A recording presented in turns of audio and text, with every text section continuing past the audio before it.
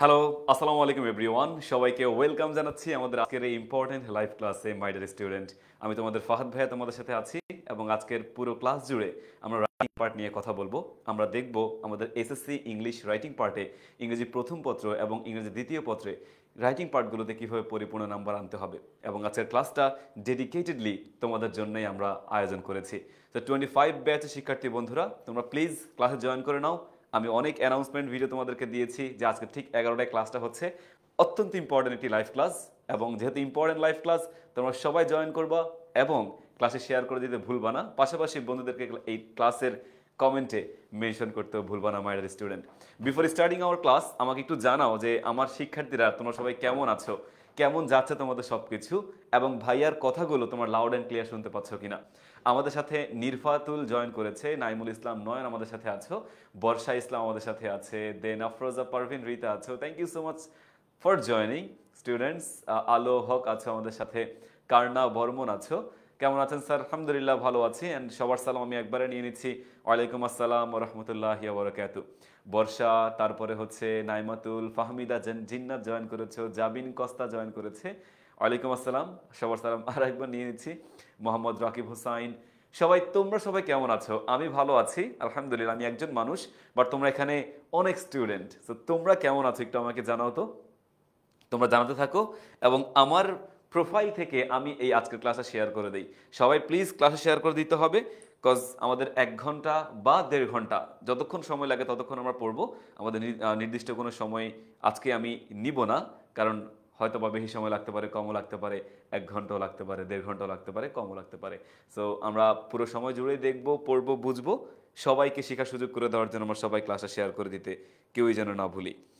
আমি শেয়ার করে দিচ্ছি, জাস্ট 1 মিনিট। ওকে, দেন আমি যাই, নিচে যাই স্ক্রল করে।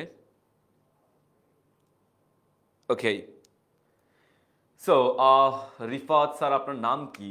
ওকে, আমার নাম হচ্ছে আজিজ ইবনে ফাহাদ। ভাইয়া বর্তমানে ঢাকা বিশ্ববিদ্যালয়ে পড়াশোনা করছি এবং 10 মিনিট স্কুলের সাথে for the last 2.5 years plus ভাইয়া যুক্ত আছি। সো আমার বিশ্বাস আমি আরও সময় যুক্ত থাকবো তোমাদের সাথে, তোমাদেরকে পড়াবো, তোমাদেরকে শেখাবো। 10 নয়, ইন্টারে গেলেও তোমাদেরকে শেখাবো, অ্যাডমিশন টেস্টে গিয়েও তোমাদেরকে আমি আই হোপ শেখাতে পারবো বলে আমার বিশ্বাস ভাইয়া। ওকে, সবাই ক্লাসে শেয়ার করেছো কিনা? শেয়ার করে ডান লিখতে ভুলবা না। সবাই ডান লিখে দাও যে ভাইয়া শেয়ার ডান, আমরা ক্লাস শুরু করতে পারি। একটু আমাকে জানাও। আমাদের সাথে অনেক শিক্ষার্থী জয়েন করেছে অলরেডি, বাট আমি চাই আরও অনেক শিক্ষার্থী যাতে আমাদের সাথে জয়েন করে। শেয়ার করে ক্লাসটা তোমার প্রোফাইলে রেখে দাও। পরবর্তীতে যদি তোমার ক্লাসটা প্রয়োজন হয়, জাস্ট প্রোফাইলে গিয়ে ক্লাসটা করে ফেলতে পারবো। আবার মেইন পেজে গিয়ে অনেক ভিডিওস প্রতিদিন পোস্ট করা হয়। এর মধ্যে ভিডিও বা এই ক্লাসটা পেতে তোমার একটু বেগ পেতে হবে, একটু সময় লাগতে পারে। সো এই সময় সেভ করার জন্য হলেও ক্লাসটা নিজের প্রোফাইলে শেয়ার করে দিতে ভুলবা না। ওকে,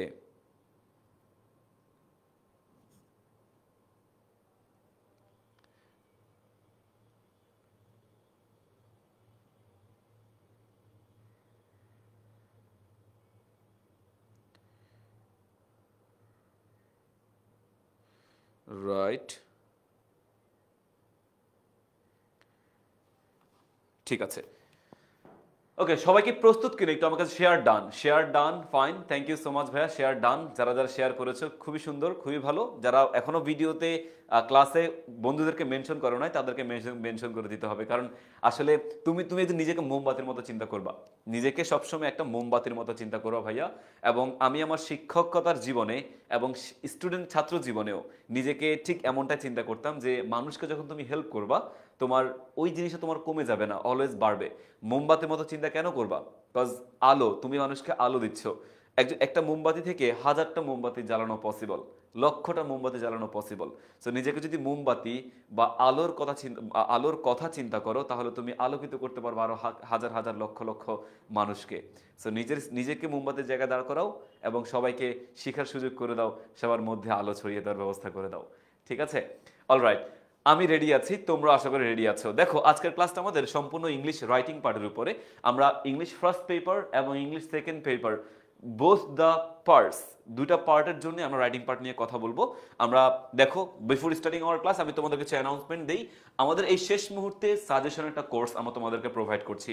এই শেষ মুহূর্তে এসে আমার তোমাদের পরীক্ষার আর হয়তো বা 10 থেকে 12 দিনের মতো সময় তোমাদের বাকি আছে।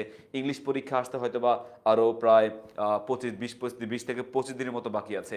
এই শেষ মুহূর্তে এসে 10 মিনিট স্কুল তোমাদেরকে একটা শেষ মুহূর্তের সাজেশন কোর্স প্রোভাইড করতে সম্পূর্ণ ফ্রিতে। সেই কোর্সে তোমরা অবশ্যই এনরোল করবা। এনরোল করলে এই শেষ মুহূর্তে এসে কি কি ক্লাস তোমার প্রয়োজন, কিভাবে তোমার পড়তে হবে, প্রত্যেকটা সাবজেক্টস উপর বেস করে আমরা বেশ কিছু কোর্স, বেশ কিছু ভিডিওস, ক্লাসেস তোমাদেরকে ফ্রিতে দিচ্ছি। এই কোর্সে জয়েন করলে তুমি ফ্রিতেই অনেকগুলো ক্লাস পেয়ে যাবা, যেইটা তোমার এসএসসি এক্সামের জন্য অত্যন্ত হেল্পফুল হবে, অনেক বেশি তোমার উপকার হবে। সো প্লিজ, যেহেতু ফ্রিতে দিচ্ছে, ডেফিনেটলি তোমাদের সবার এনরোল করা উচিত। আমি হলে এনরোল করতাম, বাকিটা তোমাদের বিষয়, সবাই এনরোল করে নিবা। এই কোর্স তোমাদের ইনস্ট্রাক্টর থাকবে দুর্জয় ভাইয়া, ফারহান সাকিব সহ, ফারহান সাকিব ভাইয়া সহ, শ্রমিক ভাইয়া, ফারসিম ভাইয়া সহ আরো অনেক শিক্ষক এখানে থাকবে। সো প্লিজ এনরোল করে নিবা এবং অনেক ক্লাসগুলো করতে অবশ্যই ভুলবা না। দেন আমাদের এই যে free SSC 25 free A+ suggestions group যেটা আছে, SSC 25 free A+ suggestions group, এই গ্রুপে তোমরা সবাই জয়েন থাকবা। কারণ আমাদের যে কোনো অ্যানাউন্সমেন্ট, যে কোনো কিছু তোমাদেরকে কেন্দ্র করে যত রকমের অ্যানাউন্সমেন্ট হতে পারে, যত কিছু হতে পারে, আমরা এই গ্রুপে তোমাদেরকে জানিয়ে দিই। সো প্লিজ সবাই অবশ্যই এই গ্রুপে জয়েন থাকবা। দুটো কাজ, একটা কোর্সে এনরোল করা, 1, অ্যান্ড সেকেন্ড হচ্ছে আমাদের এই গ্রুপে তোমার সবাই জয়েন করে ফেলবা। সার্চ দিবা, এই নামে সার্চ দিলেই গ্রুপটা পেয়ে যাবা। বা কেউ যদি পরিচিত থাকে এই গ্রুপে, যদি জেনে থাকো, তাদেরকে প্লিজ এই গ্রুপটাতে তোমার মেনশন করে দিয়ে তুমি তাদেরকে যুক্ত করতে সাহায্য করতে পারো। ওকে, আরেকটা ইম্পর্টেন্ট বিষয়, তোমাদের ফাইনাল রিভিশন লাইভ ক্লাসের রুটিন আমরা তোমাদেরকে দিয়ে দিচ্ছি। আমরা 10 মিনিট স্কুল তোমাদের বোর্ড পরীক্ষাকে কেন্দ্র করে প্রত্যেকটা সাবজেক্টের আগে ফাইনাল রিভিশন লাইভ, FRL যেটাকে বলা হয়ে থাকে, ফাইনাল রিভিশন লাইভ ক্লাসটা আমরা এখান থেকে তোমাদের জন্য আয়োজন করব। কবে কোন ক্লাস আমি তোমাদেরকে ডিটেলসে যাচ্ছি না, একটা স্ক্রিনশট নিয়ে নাও। স্ক্রিনশট নিয়ে তোমরা দেখে নাও কবে কোন ক্লাসটা হবে। শুধু ইংলিশের কথা বলি, যেহেতু আমি ইংলিশ দেখাবো তোমাদেরকে। ইংলিশটা আমাদের এপ্রিল 13-তে সানডে এবং এপ্রিল 15-এ ইংলিশ সেকেন্ড পেপার টিউসডেতে ঠিক 4টার দিকে আমাদের ক্লাসগুলো হবে। 4টা থেকে 3 ঘন্টার লম্বা ক্লাস, 3 থেকে 3.5 ঘন্টার ক্লাস হবে আমাদের। সো প্লিজ সবাই এই রুটিনটা সেভ করে রাখো নিজের কাছে এবং প্রত্যেকটা FRL ক্লাসগুলোর আগে ডেফিনেটলি ক্লাসগুলো যুক্ত করবা। তোমার জন্য খুব হেল্পফুল হবে। আমাদের বিগত সালে যে FRL ক্লাসগুলো হয়েছে, প্রত্যেকটা FRL ক্লাস থেকেই অনেক শিক্ষার্থী অনেক কিছু কমন পেয়েছে, অনেক কিছু তোমার পরীক্ষাতে হেল্পফুল হয়েছে এবং তাদের পরীক্ষাতে A+ পেতে সহজতর করেছে এই FRL ক্লাসগুলো। সবাই মাস্ট রুটিনটা সেভ করে ক্লাসগুলো করতে ভুলবা না। অলরাইট, সো আমরা ইংলিশ ফার্স্ট পেপার নিয়ে প্রথমত কথা বলি। ইংলিশ ফার্স্ট পেপারে আমরা কি কভার করবো আজকে দেখো। আমরা রাইটিং পার্টের প্যারাগ্রাফ আনসারিং যে পার্টটুকু রয়েছে, মানে আনসারিং কোশ্চেনের মাধ্যমে কিছু প্যারাগ্রাফ দেখবো, প্যারাগ্রাফ কিভাবে লিখতে হয়, কমপ্লিটিং স্টোরি আমরা দেখবো কিভাবে শিখতে হয়, ইমেইল দেখবো, রাইটিং ডায়লগ দেখবো এবং লাস্টে গিয়ে আমরা গ্রাফ এন্ড চার্ট দেখার চেষ্টা করবো ইংরেজি প্রথম পত্র থেকে। দেন সেকেন্ড পেপার থেকে আমরা কি দেখবো দেখো, সেকেন্ড পেপার থেকে আমরা সিভি দেখার চেষ্টা করবো, কিভাবে সিভি লিখতে হয়, সিভি কভার করতে হয়। দেন ফর্মাল লেটার্স, আমরা ফর্মাল লেটার থেকে ওইগুলো দেখার চেষ্টা করবো যে ফর্মাল লেটারে কিভাবে আমরা কোন জিনিসগুলো পরীক্ষাতে আনসার করতে পারি, কিভাবে পরীক্ষাতে আসলে আমাদের জন্য বেটার হবে, এই জিনিসটা আমরা দেখবো। And last of all writing paragraph আমরা ফার্স্ট পেপারেই এই যে ফার্স্ট পেপারে রাইটিং প্যারাগ্রাফ এখানে কভার করে ফেলবো। সো সেকেন্ড পেপারে গিয়ে আবার আমাদের রাইটিং পার্টটা হয়তো বা দেখাবো না বা দেখানোর প্রয়োজনটা আমাদের থাকবে না। সো মোটামুটি আমরা এভাবেই এই জিনিসগুলো কভার করার চেষ্টা করছি। সো সবার শুরুতে আমরা চলে যাই আমাদের প্যারাগ্রাফ রাইটিং এর পার্টে চলে যাই। আমি ক্লাসে খুব বেশি কথা বলবো না, খুব বেশি কমেন্টও হয়তো পড়ার সুযোগ পাবো না, বিকজ আমাদের মেইন ফোকাস কিন্তু ক্লাসেই। এই শেষ মুহূর্তে এসে অন্য কোনো কথা না বলে আমরা শুধুমাত্র 1 ঘন্টার ক্লাস হোক, 1 ঘন্টা 20 মিনিট, 10 মিনিট, 5 মিনিট, যতক্ষণ ক্লাস হোক, সবাই জাস্ট একটু মনোযোগ দিয়ে ক্লাসগুলো করি। যদি কোনো প্রবলেম থাকে সেক্ষেত্রে আমাকে জানিও ভাইয়ের ইনবক্স আছে, আমাকে নক করলে আমি তোমাকে হয়তো হেল্প করতে পারবো, বা এখানে কমেন্ট করলে ভাই তোমাকে হেল্প করতে পারবো। সো জাস্ট ইম্পর্টেন্ট কথাগুলো বলবা, কেউ অন্য কোনো কথা বলার দরকার নাই। পড়তে আসছি, সময় খুবই স্বল্প, আমরা শুধু পড়েই যাব। ওকে, দেন দেখো হোয়াট ইজ প্যারাগ্রাফ। সবার আগে জানতে হবে প্যারাগ্রাফ মানে কি। দেখো প্যারাগ্রাফের বৈশিষ্ট্যগুলো কি সেটা আগে আমাদেরকে জানতে হবে ডেফিনেটলি। দেখো প্যারাগ্রাফ কিছু বাক্যের সমষ্টি, সবাই আমরা জানি is made up of sentences, কিছু বাক্যের সমষ্টি। আমাদের 4 থেকে 5টি বা 6 থেকে 7টি বা 10টি, 12টি, 15টি বাক্য মিলে যখন কোনো টপিকের উপরে, নির্দিষ্ট কোনো টপিকের উপরে যখন আমরা কোনো জিনিস ব্যাখ্যা করে উপস্থাপন করি, তখন তাকে বলা হয়ে থাকে আমাদের প্যারাগ্রাফ। প্যারাগ্রাফের টপিক হতে পারে ট্রি প্ল্যান্টেশন, বৃক্ষরোপণ হতে পারে। বাংলাতে বলা হয়ে থাকে অনুচ্ছেদ। বাংলাতে কি বলা হয়ে থাকে? অনুচ্ছেদ বলা হয়ে থাকে। সো বাংলাতে অনুচ্ছেদ বা ইংলিশে হচ্ছে আমাদের প্যারাগ্রাফ। যে কোনো নির্দিষ্ট টপিকের উপর বেস করে ওই টপিকের ব্যাখ্যা আকারে যখন আমরা অনেকগুলো বাক্য লিখি, 5, 7টা, 10টা, 12টা, 15টা, 20টা বাক্য যখন লিখি, ওইটাকে বলা হয়ে থাকে বেসিক্যালি আমাদের প্যারাগ্রাফ। সো খেয়াল করে দেখো, প্যারাগ্রাফে অ্যাটলিস্ট কমপক্ষে আমাদের 5টি বাক্য থাকতে হবে। একটি প্যারাগ্রাফে আমাদের কমপক্ষে 5টি বাক্য থাকতে হবে, এবং একটা প্যারাগ্রাফে 5টি বাক্য থাকবে বা 5টি কমপক্ষে 10টা, 12টা, 15টা, 20টা বাক্য থাকতে পারে। আর 20-এর বেশি বা 15 বা 20টা এই বাক্যগুলোর এই পরিমাণের বেশি সাধারণত প্যারাগ্রাফে লেখার দরকার নাই। একটি আইডিয়াল প্যারাগ্রাফ মোটামুটি আমাদের 16 থেকে 18 সেন্টেন্সেসের মধ্যে শেষ করতে হয়। 16 থেকে বা 15 থেকে 18 সেন্টেন্সেসের মধ্যে শেষ করতে হয়। আর শব্দ সংখ্যা বা শব্দ ওয়ার্ড লিমিট যদি বলি, আমাদের 160 থেকে 200 ওয়ার্ডসের মধ্যে একটি প্যারাগ্রাফ কভার করতে হয়। আমি যদি সেন্টেন্সের লিমিট বলি, 15 থেকে 18টা সেন্টেন্সের মধ্যে আমাদের প্যারাগ্রাফ কমপ্লিট করতে হবে। এবং ওয়ার্ড লিমিট যদি বলি আমি, 160 থেকে 200 ওয়ার্ডসের মধ্যে আমাদের একটি প্যারাগ্রাফ কভার করতে হবে। আমি পেজ লিমিট বলছি না। পেজ লিমিট কেন বলছি না? বিকজ অনেক শিক্ষার্থীদের লেখা অনেক বড়, অনেক শিক্ষার্থীর লেখা অনেক ছোট বা মোটামুটি। বাট স্ট্যান্ডার্ড লেখার যদি আমি কাউন্ট করি, তখন পেজ লিমিট আমাদের মোটামুটি 2.5 থেকে 3 পেজের মধ্যে একটি প্যারাগ্রাফ কভার করতে পারলে ভালো হয়। বেশি বড় করার দরকার নেই, বেশি ছোট করার দরকার নাই। 2, 2.5 কিংবা 3 পেজের মধ্যে একটা প্যারাগ্রাফ আমরা সুন্দর মতো করে কভার আপ করতে পারি বলে বিশ্বাস আমার কাছে মনে হয়। সো শব্দ সংখ্যা বললে 150 থেকে 200। অনেক সময় দেখা যায় প্রশ্নের মধ্যেই ওয়ার্ড লিমিট বলে দেয়।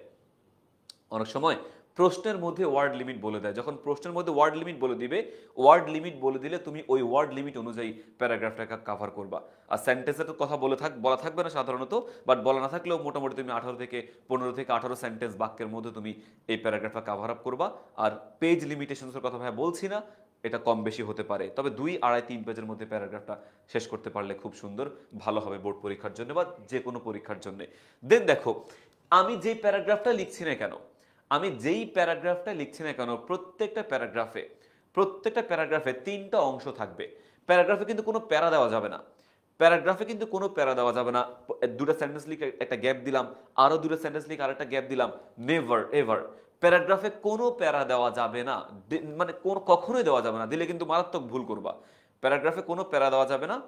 আচ্ছা, কোনো প্যারা দেওয়া যাবে না। প্যারা মানে হচ্ছে আমাদের কি বলে এটাকে, যে গ্যাপটা বলি আমরা, সেটা কোনো পঙ্গক্তি বা আমাদের সেন্টেন্সের যে তোমার স্তবকগুলো বলি, সেগুলো কিন্তু কোনোভাবে করা যাবে না। আর একটা প্যারাগ্রাফের মধ্যে 3টা জিনিস আমাদের কভার করতে হবে, 3টি জিনিস আমাদেরকে টাচ করতে হবে। একটা হচ্ছে টপিক সেন্টেন্স আমাদেরকে প্যারাগ্রাফের মধ্যে কভার করতে হবে। টপিক সেন্টেন্সকে আমি তোমাদেরকে একটু পরে ব্যাখ্যা করব। আমাদেরকে টপিক সেন্টেন্স কভার করতে হবে। দেন এ সিঙ্গেল আইডিয়া, তোমার হচ্ছে each sentence relates to a single idea. প্যারাগ্রাফে নির্দিষ্ট একটা আইডিয়ার উপর লিখতে হবে। আমাদের স্ক্যাটার্ড কোনো জিনিস লেখা যাবে না। কথার কথা একটা উদাহরণ যদি আমি তোমাদেরকে দেই, যদি বলা হয়ে থাকে যে ট্রি প্ল্যান্টেশন একটা প্যারাগ্রাফ লিখো, বা কোভিড-19 নিয়ে প্যারাগ্রাফ লিখো, বা লোডশেডিং নিয়ে প্যারাগ্রাফ লিখো। সো আমার পুরো জিনিস, আমি যতগুলো সেন্টেন্স লিখবো, 12টা, 15টা, 20টা সেন্টেন্স, যতগুলো বাক্য আমি লিখবো, প্রত্যেকটা বাক্য এই সিঙ্গেল একটা আইডিয়া ট্রি প্ল্যান্টেশনের উপরেই লিখবো। অন্য কোনো বাহ্যিক বাইরের কোনো টপিক আমার এখানে আনা যাবে না। ডিরেক্টলি রিলেটেড সিঙ্গেল আইডিয়ার উপর আমার বেস করে এই সেন্টেন্সগুলো আমাকে লিখতে হবে। ঠিক আছে, ওকে। এরপরে ডেসক্রাইব, দেন প্যারাগ্রাফ হচ্ছে আমরা ওই জিনিসগুলোকেই, সিঙ্গেল যে আইডিয়াটা আছে ওই আইডিয়ার উপর বেস করে বিভিন্ন সেন্টেন্সের মাধ্যমে ওই বিষয়টাকে আমরা ডেসক্রাইব করব, ব্যাখ্যা করব। ডেসক্রাইব বা ব্যাখ্যা করব। সো আমাদের হচ্ছে টপিক সেন্টেন্স থাকবে, দেন সিঙ্গেল একটা আইডিয়ার উপর বেস করে প্যারাগ্রাফ লিখতে হবে, এবং জিনিসগুলোকে আমাদের ডেসক্রাইব করতে হবে অবশ্যই। এরপরে খেয়াল করে দেখো, প্যারাগ্রাফে যে 3টা পার্টের কথা বললাম, 3টা পার্টের প্রথম হচ্ছে আমাদের টপিক সেন্টেন্স। প্রত্যেকটা প্যারাগ্রাফে একটা টপিক সেন্টেন্স থাকে। টপিক সেন্টেন্স মানে কি? টপিক সেন্টেন্স বলতে বোঝায় যে আমার যে প্যারাগ্রাফটা যে সম্পর্কিত সেইটার একটা সংজ্ঞা সবার শুরুতেই, বাক্যের শুরুতেই দিয়ে দেওয়া, বা প্যারাগ্রাফের একদম শুরুর সেন্টেন্সেই ওই জিনিস সম্পর্কে একটা আইডিয়া দিয়ে দেওয়া। কথার কথা হচ্ছে যে আমি যদি বলি হচ্ছে আওয়ার এনভায়রনমেন্ট পলিউশন নিয়ে বলতে পারি, আমি প্যারাগ্রাফটা পরীক্ষাতে আসছে, বা ওয়াটার পলিউশন আসতে পারে, এয়ার পলিউশন আসতে পারে, এনি কাইন্ডস অফ প্যারাগ্রাফের টপিক তোমার পরীক্ষাতে আসতে পারে। So water pollution, air pollution, global warming, environment pollution, যেটাই আসুক, প্রত্যেকটা টপিক বা প্যারাগ্রাফের একটা আইডিয়া প্রথম সেন্টেন্সে দিয়ে দেওয়া। এনভায়রনমেন্ট পলিউশন আসছে পরীক্ষাতে। So what is environment pollution? এইটা প্রথম সেন্টেন্স আমাকে উল্লেখ করে দিতে হবে। হোয়াট ইজ এনভায়রনমেন্ট পলিউশন, এটা প্রথম বাক্যে আমাকে উল্লেখ করে দিতে হবে। তাহলেই তোমার একটা টপিক সেন্টেন্স কমপ্লিটেড। এক বা দুইটা বাক্যের মধ্যে আমাদের টপিক সেন্টেন্স হয়ে যায়, তবে আইডিয়ালি একটা বাক্যের মধ্যে আমাদের টপিক সেন্টেন্স লিখতে হয়। সো প্রথম সেন্টেন্সটা বেসিক্যালি আমাদের যে টপিকটা, প্যারাগ্রাফ যে সম্পর্কে আসছে ওইটার টপিক বা সংজ্ঞা বা একটা আইডিয়া প্রথম বাক্যে দিয়ে দেওয়াকে বলা হয় টপিক সেন্টেন্স। ঠিক আছে, ওকে। এরপরে সাপোর্টিং সেন্টেন্সেস আমার লিখতে হবে। সাপোর্টিং সেন্টেন্সেস, একটা সাপোর্টিং সেন্টেন্স হয় না, অনেকগুলো সাপোর্টিং সেন্টেন্সেস লিখতে হয়। এই যে প্রথমত টপিক সেন্টেন্স আমি বললাম, সো ফর এক্সাম্পল আমাদের এনভায়রনমেন্ট পলিউশনের কথা বললাম আমি। সো এনভায়রনমেন্ট পলিউশন কি, কাকে বলে, সেটা হচ্ছে বেসিক্যালি আমাদের টপিক সেন্টেন্স আমি লিখলাম। এরপরে এই এনভায়রনমেন্ট পলিউশন নিয়ে যত কিছু ব্যাখ্যা করব, এই সব কিছুকে বলা হয়ে থাকে আমাদের সাপোর্টিং সেন্টেন্সেস। সাপোর্টিং সেন্টেন্সেস যেমন এনভায়রনমেন্ট পলিউশন কাকে বলে সংজ্ঞা বললাম, যে কি কি বিষয় সমন্বয়ে এনভায়রনমেন্ট পলিউশন হতে পারে, আমরা মানুষ কিভাবে এনভায়রনমেন্ট পলিউট করছি, বা তোমার এনভায়রনমেন্ট পলিউশন রোধ করার জন্য আমাদের কি কি করতে হবে, গভর্নমেন্টের কাজ কি, আমাদের কাজ কি, আমাদের ময়লা আবর্জনাগুলো, গাছপালাগুলো, পানিগুলো বা পানি বাতাস এগুলোকে কিভাবে আমরা সেভ করব, এই সমস্ত জিনিসগুলো ডিটেইলসে যখন আমি ব্যাখ্যা করব, ওই ব্যাখ্যাটাকে বলা হয়ে থাকে আমাদের এই supporting sentences. So supporting sentences আমি বুঝতে পেরেছি আশা করি। দেন টপিক সেন্টেন্সেস বুঝতে পেরেছি। এন্ড লাস্ট অফ অল আমাদের কনক্লুডিং সেন্টেন্সেস। কনক্লুডিং সেন্টেন্সেস বলতে বুঝে হচ্ছে উপসংহারের মতো করে একটা বাক্য লিখে দেওয়া। মানে আমাদের হচ্ছে সবকিছু আমি করলাম, লাস্টে একটা সুন্দর এন্ডিং দেওয়া, সুন্দর একটা সমাপ্তি টানাকে বলা হয় কনক্লুডিং সেন্টেন্স। ট্রি প্ল্যান্টেশন নিয়ে যদি কথা বলি, হোয়াট ইজ ট্রি প্ল্যান্টেশন, আমি প্রথমত টপিক সেন্টেন্স দিলাম। এরপরে কখন গাছ লাগাবো, কোথায় গাছ লাগাবো, কারা কারা গাছ লাগাতে পারে, গাছ লাগানোর জন্য কি কি আমি সচেতনতামূলক কি কি প্রোগ্রাম অ্যারেঞ্জ করতে পারি, মানুষকে কিভাবে মোটিভেট করতে পারি গাছ লাগানোর জন্য, কোন সময় গাছ লাগাতে হবে, জুন জুলাই মাসে গাছ লাগাতে হবে, এটা আমরা মোটামুটি অনেকেই জানি। এই যে গাছ লাগানোর বিষয়গুলো যখন আমি ব্যাখ্যা করছি, তখন বলা হয় আমাদেরকে বলা হয় মানে কি বলে এটাকে সাপোর্টিং সেন্টেন্সেস, তখন সেটাকে আমরা ইন্ডিকেট করি। এবং লাস্ট অফ অল গিয়ে একদম শেষমেশ গিয়ে যে গাছ প্রত্যেককেই মানে ছোট বড় নির্বিশেষে সরকারকে জনগণকে একসাথে একভাবে একমতে গাছ লাগানোর জন্য এগিয়ে আসা, এটা আমাদের লাস্ট কনক্লুডিং সেন্টেন্স আমরা টানতে পারি। সো যে কোনো প্যারাগ্রাফের তিনটা জিনিস আমাদেরকে কভার করতে হবে। টপিক সেন্টেন্স কভার করতে হবে, এরপর হচ্ছে সাপোর্টিং সেন্টেন্স কভার করতে হবে, অ্যান্ড কনক্লুডিং সেন্টেন্স আমাদেরকে কভার করতে হবে। তিনটা টপিকের কথা বললাম, তিনটা পার্টের কথা বললাম, কিন্তু তিনটা পার্ট লেখার ক্ষেত্রে কোনো গ্যাপ দেওয়া যাবে না, কোনো প্যারা করা যাবে না। একটা প্যারাতেই তিনটা জিনিস আমাকে লিখতে হবে। সবাইকে বুঝতে পেরেছি টপিক সেন্টেন্স, সাপোর্টিং সেন্টেন্সেস বা কনক্লুডিং সেন্টেন্সের মূল জিনিসটা বুঝতে পেরেছি, বা প্যারাগ্রাফের মূল জিনিসটা সবাইকে ক্লিয়ার? সবাই একটু জানাতো ভাইয়া। আচ্ছা, রোজার মাসে আমাদের বার্গারের ছবি দিয়েছি আমি, সো এটা আমার কাছেও একটু আই মিন কি বলে বোঝানোর জন্য তোমাদেরকে দিয়েছি। আসলে যদি দেওয়া ঠিক হয়নি, লোভ সামলানো, এই সময়ে এসে সংযত করা, রোজা মাসে সংযতের, নিজেকে সংযমের মাস, সংযত রাখতে হবে। সো এটা দেখেও নিজেকে ধৈর্য ধারণ করে সংযত রাখতে হবে। ইফতারির পরে ভালো মতো করে খেতে হবে, বার্গার বলো বা যে কোনো কিছু ভালো মতো করে খেতে হবে।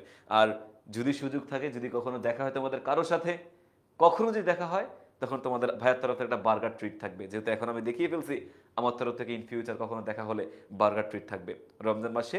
আজকে প্রমিস করছি আমি তোমাদের কাছে ইনশাআল্লাহ। সো দেখো টপিক সেন্টেন্স, বার্গারের উপরের যে বানটা রয়েছে না, এটাকে আমরা টপিক সেন্টেন্স বলতে পারি। লাস্টের সেন্টেন্সটাকে আমরা মানে বানটাকে আমরা কনক্লুডিং সেন্টেন্স বলতে পারি। এবং মাঝখানে দেখো আমরা কি বলে এটাকে চিকেনের পেটি দেই, বা টমেটোস বা লেটুস পাতা, চিজ, মেয়োনিজ, যত সস থেকে শুরু করে যত কিছু দিচ্ছি, এই মাঝখানের পার্টটুকু হচ্ছে আমাদের ডিটেইলস, আই মিন হচ্ছে তোমার সাপোর্টিং সেন্টেন্সেস। সাপোর্টিং সেন্টেন্সেস যত সুন্দর করে লেখা যায়, তোমার প্যারাগ্রাফটা তত সুন্দর হবে। তেমনি বার্গারের ভেতরটা যত সুন্দর হবে, যত ভালো হবে, ডিটেলসটা যত সুন্দর দিবা, আমি পেটি বলো বা আমার কি বলে এটাকে তোমার হচ্ছে স্লাইস, এই যে ভেতরের মাঝখানে যে জিনিসগুলো যত সুন্দর করে দিতে পারবো, যত ভালো করে দিতে পারবো, ততই বার্গারটা টেস্টি হবে। তেমনি প্যারাগ্রাফের ক্ষেত্রেও সেম। সবাই আশা করি বুঝতে পেরেছি। আমাদের তো আপনার মনেই থাকবে না জেবেন নিসা, আমাকে তো তোমরা যদি মনে রাখো, ফাহাদ ভাই তোমাদেরকে অবশ্যই মনে রাখবে। আমার শিক্ষার্থী, আমি লাইফে অনেক শিক্ষার্থী পড়িয়েছি। সো আমার কাছে কোনো শিক্ষার্থীকে আমি দূর থেকে দেখলে চিনতে পারি। যদি আমার দেখা হয়, যদি আজকে তোমার সাথে দেখা হলে আজ থেকে 2 বছর পরে দেখা হলে আমি তোমার চেহারা বুঝতে পারবো। আমার চেহারা অনেক দিন মনে থাকে, অনেক দিন মনে থাকে। অনলাইনে হয়তো বা তোমার ছবি দেখতেছি না, দেখতে পাচ্ছি না চেহারা, বাট স্টিল যদি সামনে দেখা হয়, পরিচয় দিলে হোয়াই নট, কেন ভাইয়া তোমাকে চিনবো না? অবশ্যই চিনবো ভাইয়া।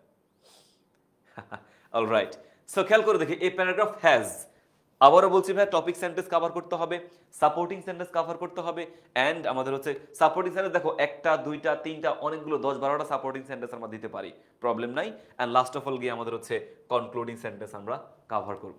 সো আমার বিশ্বাস যে তোমার প্যারাগ্রাফের এই জিনিসগুলো পরিপূর্ণ বুঝতে পেরেছো।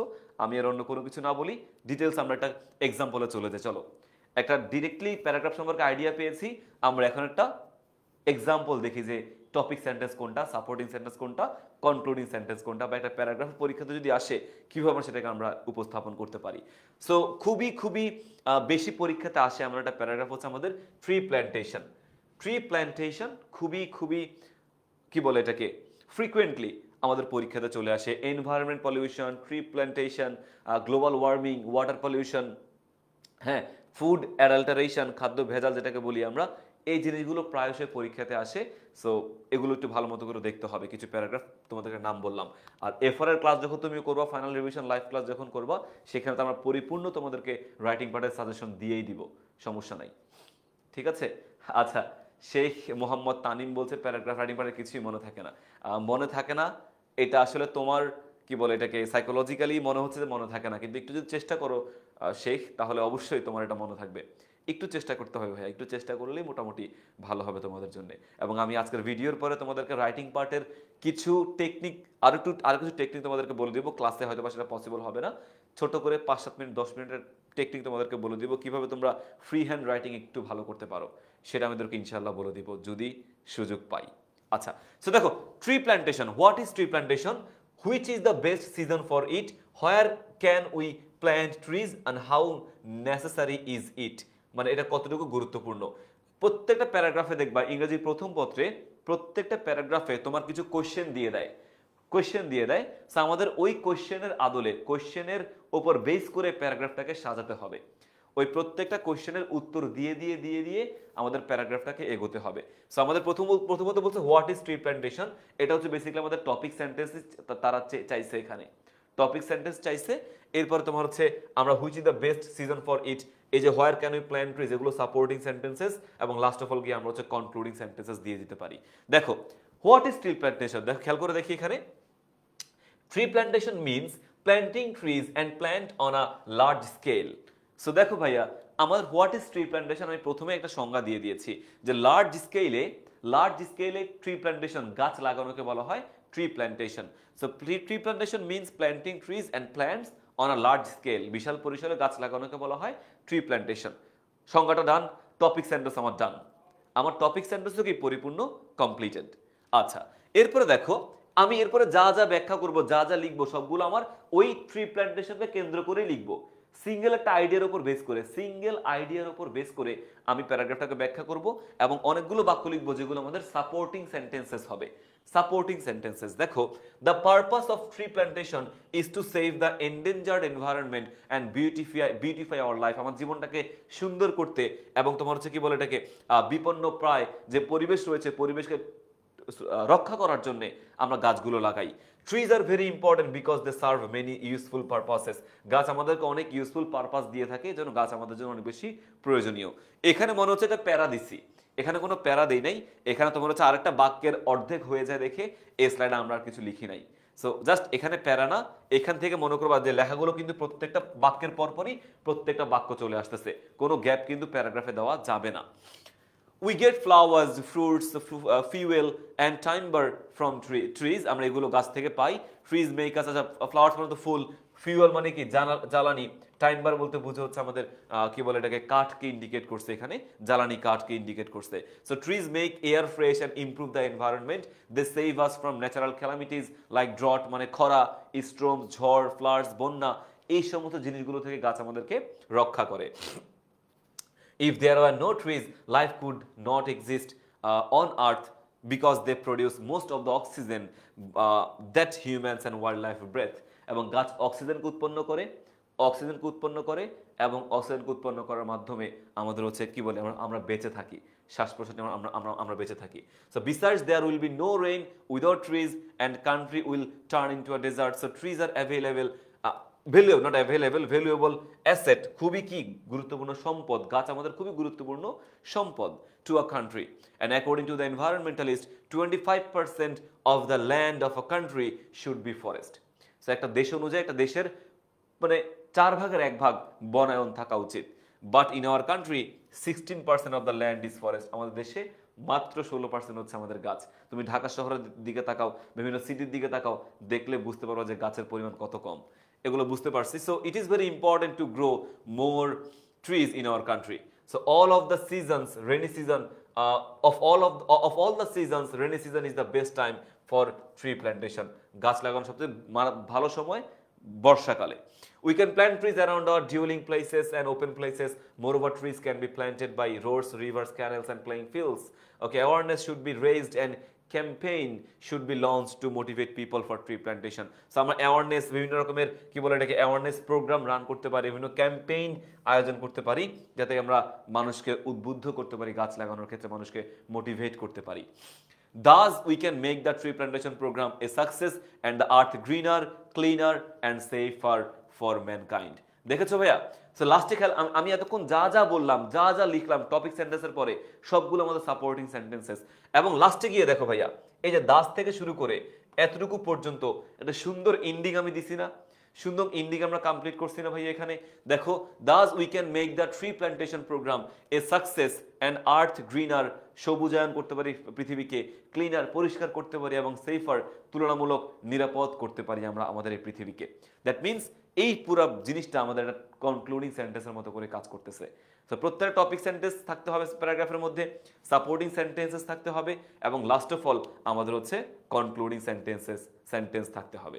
এই তিনটা জিনিস আমরা একটা প্যারার মধ্যে লিখবো, আলাদা প্যারা লিখবো না, সিঙ্গেল আইডিয়ার উপর বেস করে লিখবো। এই তিনটা জিনিস কভার আমরা করবোই। আর যে কোশ্চেনগুলো আছে ওই কোশ্চেনগুলোর হচ্ছে আমরা উত্তর দিয়ে দিয়ে দিয়ে দিয়ে এগিয়ে যাব। আর আইডিয়া মোটামুটি বললাম, লিমিট 150 থেকে 200 ওয়ার্ডসের মধ্যে প্যারাগ্রাফ কমপ্লিট করবা। যদি প্রশ্নে কিছু উল্লেখ করা না থাকে লিমিটের কথা, দেন সেন্টেন্স 15 থেকে 18টা সেন্টেন্সেস থাকতে হবে ইন টোটাল। এবং আমাদের পেজের কথা যদি বলি, 2 পেজ, 2.5 পেজ কিংবা 3 পেজের মধ্যে প্যারাগ্রাফ কভার করব। লেখার ধরনের উপর বেস করে কম বেশি হতে পারে আমাদের। সবাইকে বুঝতে পেরেছি? প্যারাগ্রাফ রাইটিং কারো কোনো সমস্যা আছে?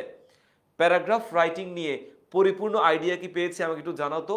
আর আমার ক্লাসে এখন পর্যন্ত 250-এর উপরে শিক্ষার্থী জয়েন করেছো, কিন্তু শেয়ার আমি দেখতে পাচ্ছি মাত্র 48টা, 48 শেয়ারস অনলি হিয়ার। সো কেন ভাইয়া মাত্র 48 শেয়ার কেন? আমার মানে তোমরা কি চাচ্ছ না তোমাদের প্রোফাইলে ক্লাসটা থাকুক, বা তোমাদের শিক্ষার্থীরা ফ্রেন্ড সার্কেলরা ভালো কিছু করুক? কেউ চাচ্ছ না? সবাই এটাকে 100 করি দেখি। 250 জনের উপরে শিক্ষার্থী এখানে আছো, 263 জনের মতো, 64 জনের মতো এখানে আছো, আরো বাড়বে হয়তো আই বিলিভ। সো এটাকে কি আমরা আরেকটু বাড়াতে পারি না? শেয়ারের সংখ্যাটা 100-এ নিতে পারি না? অর্ধেক, অ্যাটলিস্ট অর্ধেক শিক্ষার্থীটাকে শেয়ার করতে পারি না আমরা? পারি। শেয়ার করে দিই, ক্লাসটাকে আমরা শেয়ার করে দিই এবং সবাইকে আমরা মেনশন করে দিই। আচ্ছা, ডেফিনেটলি ভাই, আমাদের মাদ্রাসার জন্য বলো, স্কুলের জন্য বলো, প্রত্যেকটা বোর্ড, মাদ্রাসা বোর্ড এবং অন্যান্য যে বোর্ডগুলো আছে সবগুলোর জন্য হচ্ছে আমাদের ইনশাল্লাহ প্যারাগ্রাফগুলো কমন আসবে, বা রাইটিং পার্টগুলো কমন আসবে, ইনশাল্লাহ আসবে। সো শেয়ার সংখ্যাটা হ্যাঁ একটু বেড়েছে, 54 শেয়ার হয়েছে। এটাকে আমরা 100/100-এ নিয়ে যাই। যারা শেয়ার করি নাই এটাকে 100-এ নিয়ে যাই। ডান, শেয়ার ডান, সবাই শেয়ার ডান লিখে 100-এ এটাকে আমরা নিতে পারি কিনা দেখি। কমপ্লিটিং স্টোরিতে চলে যাচ্ছি আমরা। আমাদের কমপ্লিটিং স্টোরি আরো বেশ কিছু জিনিস বাকি আছে, সেগুলো আমরা এখন কভার করব। সো কমপ্লিটিং স্টোরি মানে কি, কিভাবে লিখতে হবে, সেটা আমরা এখন দেখার চেষ্টা করব ভাইয়া। দেখো, স্টোরি লেখার প্রয়োজনীয় পরামর্শ খেয়াল করে দেখি। স্টোরি লেখার সময় নিচের বিষয়গুলো অনুসরণ করার প্রয়োজন। আমরা নিচের বিষয়গুলো অনুসরণ করবো একটা গল্প লেখার ক্ষেত্রে। প্রথমত আমাদের ইন্ট্রোডাক্টরি সেন্টেন্স দিব আমরা। প্রথমে আমরা ইন্ট্রোডাক্টরি সেন্টেন্স আমরা দিব। যে ইন্ট্রোডাক্টরি সেন্টেন্সটি গুরুত্বপূর্ণ, কারণ এটি পাঠকের একটা বেসিক ধারণা দেয়। আমাদের শুরুতেই মানে ইন্ট্রোডাক্টরি সেন্টেন্স বলতে একটা না, 2টা হতে পারে, 3টা হতে পারে। প্রথম যে 3টা বা 2টো সেন্টেন্স আমরা প্রশ্নের মধ্যে উল্লেখ থাকে না, তোমাকে দেখবো হচ্ছে কমপ্লিটিং স্টোরি বলা হয়ে থাকে। এটাকে কেন বলা হয়ে থাকে? বিকজ তোমার প্রশ্নের মধ্যেই তোমার প্রশ্নের মধ্যেই দুইটা সেন্টেন্স বা তিনটা সেন্টেন্স, তিনটা বাক্য দিয়ে দেওয়া থাকে, বা একটা দুটা তিনটা বাক্য দেওয়া থাকে। ওই বাক্যগুলো দেখে তোমার আইডিয়া করতে হয় যে এই টপিকটা বা এই গল্পটা কি সম্পর্কে দেওয়া আছে। ওই প্রশ্নের দুটো সেন্টেন্স বা তিনটা সেন্টেন্স পড়েই তোমার গল্প সম্পর্কে আইডিয়া নিতে হয়। সো ওই তিনটা বা দুটো সেন্টেন্সকে বলা হয়ে থাকে বেসিক্যালি ইন্ট্রোডাক্টরি সেন্টেন্স বা সেন্টেন্সেস, সূচনামূলক বাক্য বা বাক্যগুলো। এই বাক্যের মাধ্যমে তোমার পরবর্তী জিনিসগুলোকে কাভার আপ করতে হয়, তোমার দেখতে হয় জিনিসগুলো কিভাবে তোমার প্রেজেন্ট হচ্ছে বা এগিয়ে যাচ্ছে। ওই গল্পের ওই পার্টটুকু দেখে আইডিয়া করে নিতে হয়, দেন তুমি তোমার মতো করে ওইটা পড়ে কিন্তু টাইটেল চুজ করো, ওইটা পড়ে কিন্তু টাইটেল চুজ করো এবং এরপরে মানে এগিয়ে যাও তোমার মতো করে তুমি লিখতে। সো এইখানে প্রথমত আমাদের ইন্ট্রোডাক্টরি সেন্টেন্সটি খুবই গুরুত্বপূর্ণ, কারণ এটি পাঠকের একটা বেসিক আইডিয়া দেয়। এবং ইন্ট্রোডাক্টরি পার্ট শুরু করার আগে গল্পটি আগে সাজিয়ে নিতে হবে। তুমি মনে করো হচ্ছে প্রশ্নে যে পার্টটুকু দেওয়া আছে, প্রশ্নের যে অংশটুকু দেওয়া আছে, এটা তো পড়বা। পড়ার পরে যখন তুমি নিজে লিখতে যাবা, লিখতে যাওয়ার আগে পুরো স্টোরিটা, পুরো গল্পটা নিজের ভাষায় একটু সাজিয়ে নিতে হবে, একটু গুছিয়ে নিতে হবে যে আমি কিভাবে কিভাবে গল্পটা সাজাবো, কোন কোন চরিত্র আমি এই গল্পের মধ্যে আনবো, কিভাবে গল্পের ক্লাইম্যাক্স থেকে শুরু করে স্টেপ বাই স্টেপ আমি কিভাবে এগিয়ে যাব। এই জিনিসগুলো আমাদের একটু মাথায় রেখে এগোতে হবে, ঠিক আছে? সো গল্প লেখার আগে আমাকে একটু সাজিয়ে নেওয়াটা অনেক বেশি প্রয়োজনীয় বা জরুরি। যে বিষয়টি তোমার গল্পকে স্পষ্টতর করে তুলবে এবং কোথা থেকে নতুন প্যারাগ্রাফের সূচনা করতে হয় সে ব্যাপারে সিদ্ধান্ত নিতে সাহায্য করবে। এবং প্যারাগ্রাফের ক্ষেত্রে যখন আমরা দেখেছিলাম যে কোনো প্যারা দেওয়া যায় না, কিন্তু আমরা চাইলে স্টোরিতে প্যারা দিয়ে দিয়ে এগোতে পারি, প্যারা দিয়ে দিয়ে এগোতে পারি প্রত্যেকটা আইডিয়ার জন্য। মানে স্টোরিতে অনেকগুলো পার্ট থাকে না, প্রত্যেকটা পার্টের জন্য আমরা একটা করে প্যারাগ্রাফ দিয়ে আগাতে পারি। সো প্যারাগ্রাফ দিলে এখানে কোনো সমস্যা হবে না, কোনো সমস্যা হবে না। কিন্তু তুমি যদি হচ্ছে একটা প্যারাতে লিখো তাও হবে, কয়েকটা প্যারাতে লিখো তাও হবে, বাট তোমাকে আইডিয়া ধাপে ধাপে ধাপে ধাপে যাওয়াটাই বেশি বুদ্ধিমানের, বেশি ভালো। আর দেখো গল্পে গল্পে একটি ক্লাইম্যাক্স তৈরি করতে হবে। ক্লাইম্যাক্স বলতে বোঝায় মূল আকর্ষণ, মূল পার্ট তৈরি করতে হবে। তুমি যত ব্যাখ্যা করছো, যত কিছু তুমি, অনেক কিছু তুমি লিখলা, লিখার পরে মূল পার্ট তোমাকে যেতে হবে। যেমন মূল পার্ট কি, আমি যদি বলি হচ্ছে যে slow and steady wins the race, slow and steady wins the race, এখানে তোমার ক্লাইম্যাক্স কি হতে পারে? ওই যে কচ্ছপ তোমার একদম অনেক হেয় করা, তাকে অনেক ছোট করা হয়েছে, খরচ তাকে অনেক ছোট করছে, বা দিন শেষে সে বিজয়ী হয়েছে। এই যে বিজয়ী হওয়ার যে পার্ট, এটাকে মূলত বলা হয়ে থাকে আমাদের ক্লাইম্যাক্স, একদম কেন্দ্রবিন্দু। একদমই কি কেন্দ্রবিন্দুতে যাওয়ার আগে আমাদের বিষয়গুলোকে হালকা হালকা ব্যাখ্যা ব্যাখ্যা করে করে করে করে দেন ক্লাইম্যাক্সে যেতে হবে, এবং ক্লাইম্যাক্স রাখতেই হবে। ক্লাইম্যাক্স ছাড়া কোনো জিনিস কিন্তু আমাদের গল্পটা সুন্দর হবে না, কোনোভাবে কি আমাদের গল্পটা সুন্দর হবে না। আর দেখো মূল বিষয়, মূল কেন্দ্রবিন্দুতে বা ক্লাইম্যাক্সে পৌঁছানোর পূর্বে প্রয়োজনীয় ব্যাখ্যা এবং বিবরণ দিতে হবে। মানে আমি হুট করে ক্লাইম্যাক্সে চলে যাব না, হুট করেই কচ্ছপকে জিতিয়ে দেওয়া যাবে না। কচ্ছপ মানে তোমার এখানে খরগোশ কচ্ছপকে চ্যালেঞ্জ করছে, তারা একটা বনে বসবাস করতেছে অনেক বছর ধরে। দেন খরগোশ কচ্ছপকে চ্যালেঞ্জ করছে, চ্যালেঞ্জ কচ্ছপ একসেপ্ট করছে। একটা দিন তারিখ ঠিক করা হয়েছে, দিন তারিখ ঠিক করার পরে জঙ্গলের অন্যান্য দর্শকরা আসছে, তোমার কি বলে এটাকে, শিয়াল আসছে, হাতি আসছে, এইটা আসছে, সেটা আসছে, ঘোড়া আসছে, কুকুর আসছে, সবাই এসে এইখানে অংশগ্রহণ করছে, দেখবে দর্শক হিসেবে ওই ওই ওই প্রতিযোগিতায় অংশগ্রহণ করবে। এই জিনিসগুলো ব্যাখ্যা যখন করছি, ব্যাখ্যা করার পরে আমরা হচ্ছে মূলত তোমার ইয়েতে যাব, কি বলে এটাকে, ক্লাইম্যাক্সে যাব। হুট করে কিন্তু আমরা ক্লাইম্যাক্সে যেতে পারবো না। আচ্ছা, এরপরে দেখো ক্লাইম্যাক্সে পৌঁছানোর পূর্বে যত দ্রুত সম্ভব গল্পের সমাপ্তি টানতে হবে। ক্লাইম্যাক্সে যাওয়ার পরে আর ব্যাখ্যা করার দরকার নাই, দ্রুত আমাদের গল্পটাকে তোমার কি বলে এটাকে কমপ্লিট করে ফেলতে হবে। বেশি দূরে বা বেশি ব্যাখ্যা তখন করলে লেখাটা মানে অস্পষ্ট হয়ে যাবে, বা তোমার বিরক্ত চলে আসবে যে খাতা দেখবে। সো ক্লাইম্যাক্স পৌঁছানোর পরে গল্পটাকে মূলত সমাপ্তি টানতে হবে, দুইটা বা তিনটা বাক্যের মধ্যে সমাপ্তি টানতে হবে, ঠিক আছে? আচ্ছা, এনিওয়ে আমরা সবাই ক্লাসে মনোযোগ দিই। কোনো সমস্যা হচ্ছে তোমাদের? ভিডিওতে কি কোনো প্রবলেম হচ্ছে? ভিডিও কি আটকে যাচ্ছে এমনটা মনে হচ্ছে তোমাদের? আমাদের স্ক্রিনে কি ভিডিও আটকে যাচ্ছে? হ্যাঁ,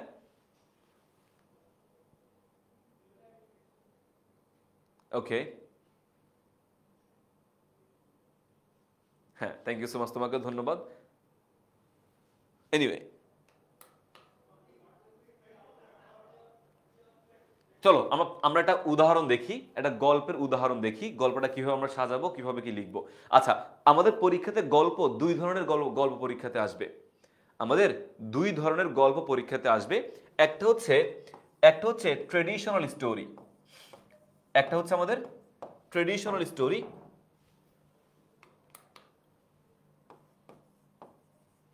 একটা হচ্ছে আমাদের ট্রেডিশনাল স্টোরি এবং একটা হচ্ছে আমাদের ক্রিয়েটিভ স্টোরি।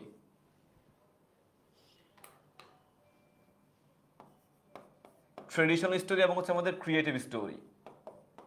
পরীক্ষাতে এই দুই ধরনের গল্প সাধারণত আসে, এই দুই ধরনের গল্পই কি আমাদের সাধারণত আসে। আচ্ছা, আমাদের স্ক্রিনটা আটকে যাচ্ছে, আমাদের মনে হচ্ছে স্ক্রিনটা একটু একটু আটকে যাচ্ছে আমি যখন কথা বলছি। হ্যাঁ, আমার কাছে মনে হয় একটু আটকে আটকে যাচ্ছে কথাগুলো যখন বলছি। ওকে, সলভ হয়ে যাবে আশা করি, টেনশন নিও না তোমরা, সলভ হয়ে যাবে এটা। আমার ক্লাসে একটু মনোযোগ দেই, দুই মিনিটের মধ্যে এটা জিনিসটা একদমই সমাধান হয়ে যাবে। সো পরীক্ষাতে দুই ধরনের গল্প আসবে, একটা হচ্ছে ট্রেডিশনাল স্টোরি এবং একটা হচ্ছে আমাদের ক্রিয়েটিভ স্টোরি। ট্রেডিশনাল স্টোরি যেটা এটা হচ্ছে বেসিক্যালি এই যে রবার্ট ব্রুশের যে গল্পটা হতে পারে সেটা ট্রেডিশনাল স্টোরি, বা slow and steady wins the race traditional story.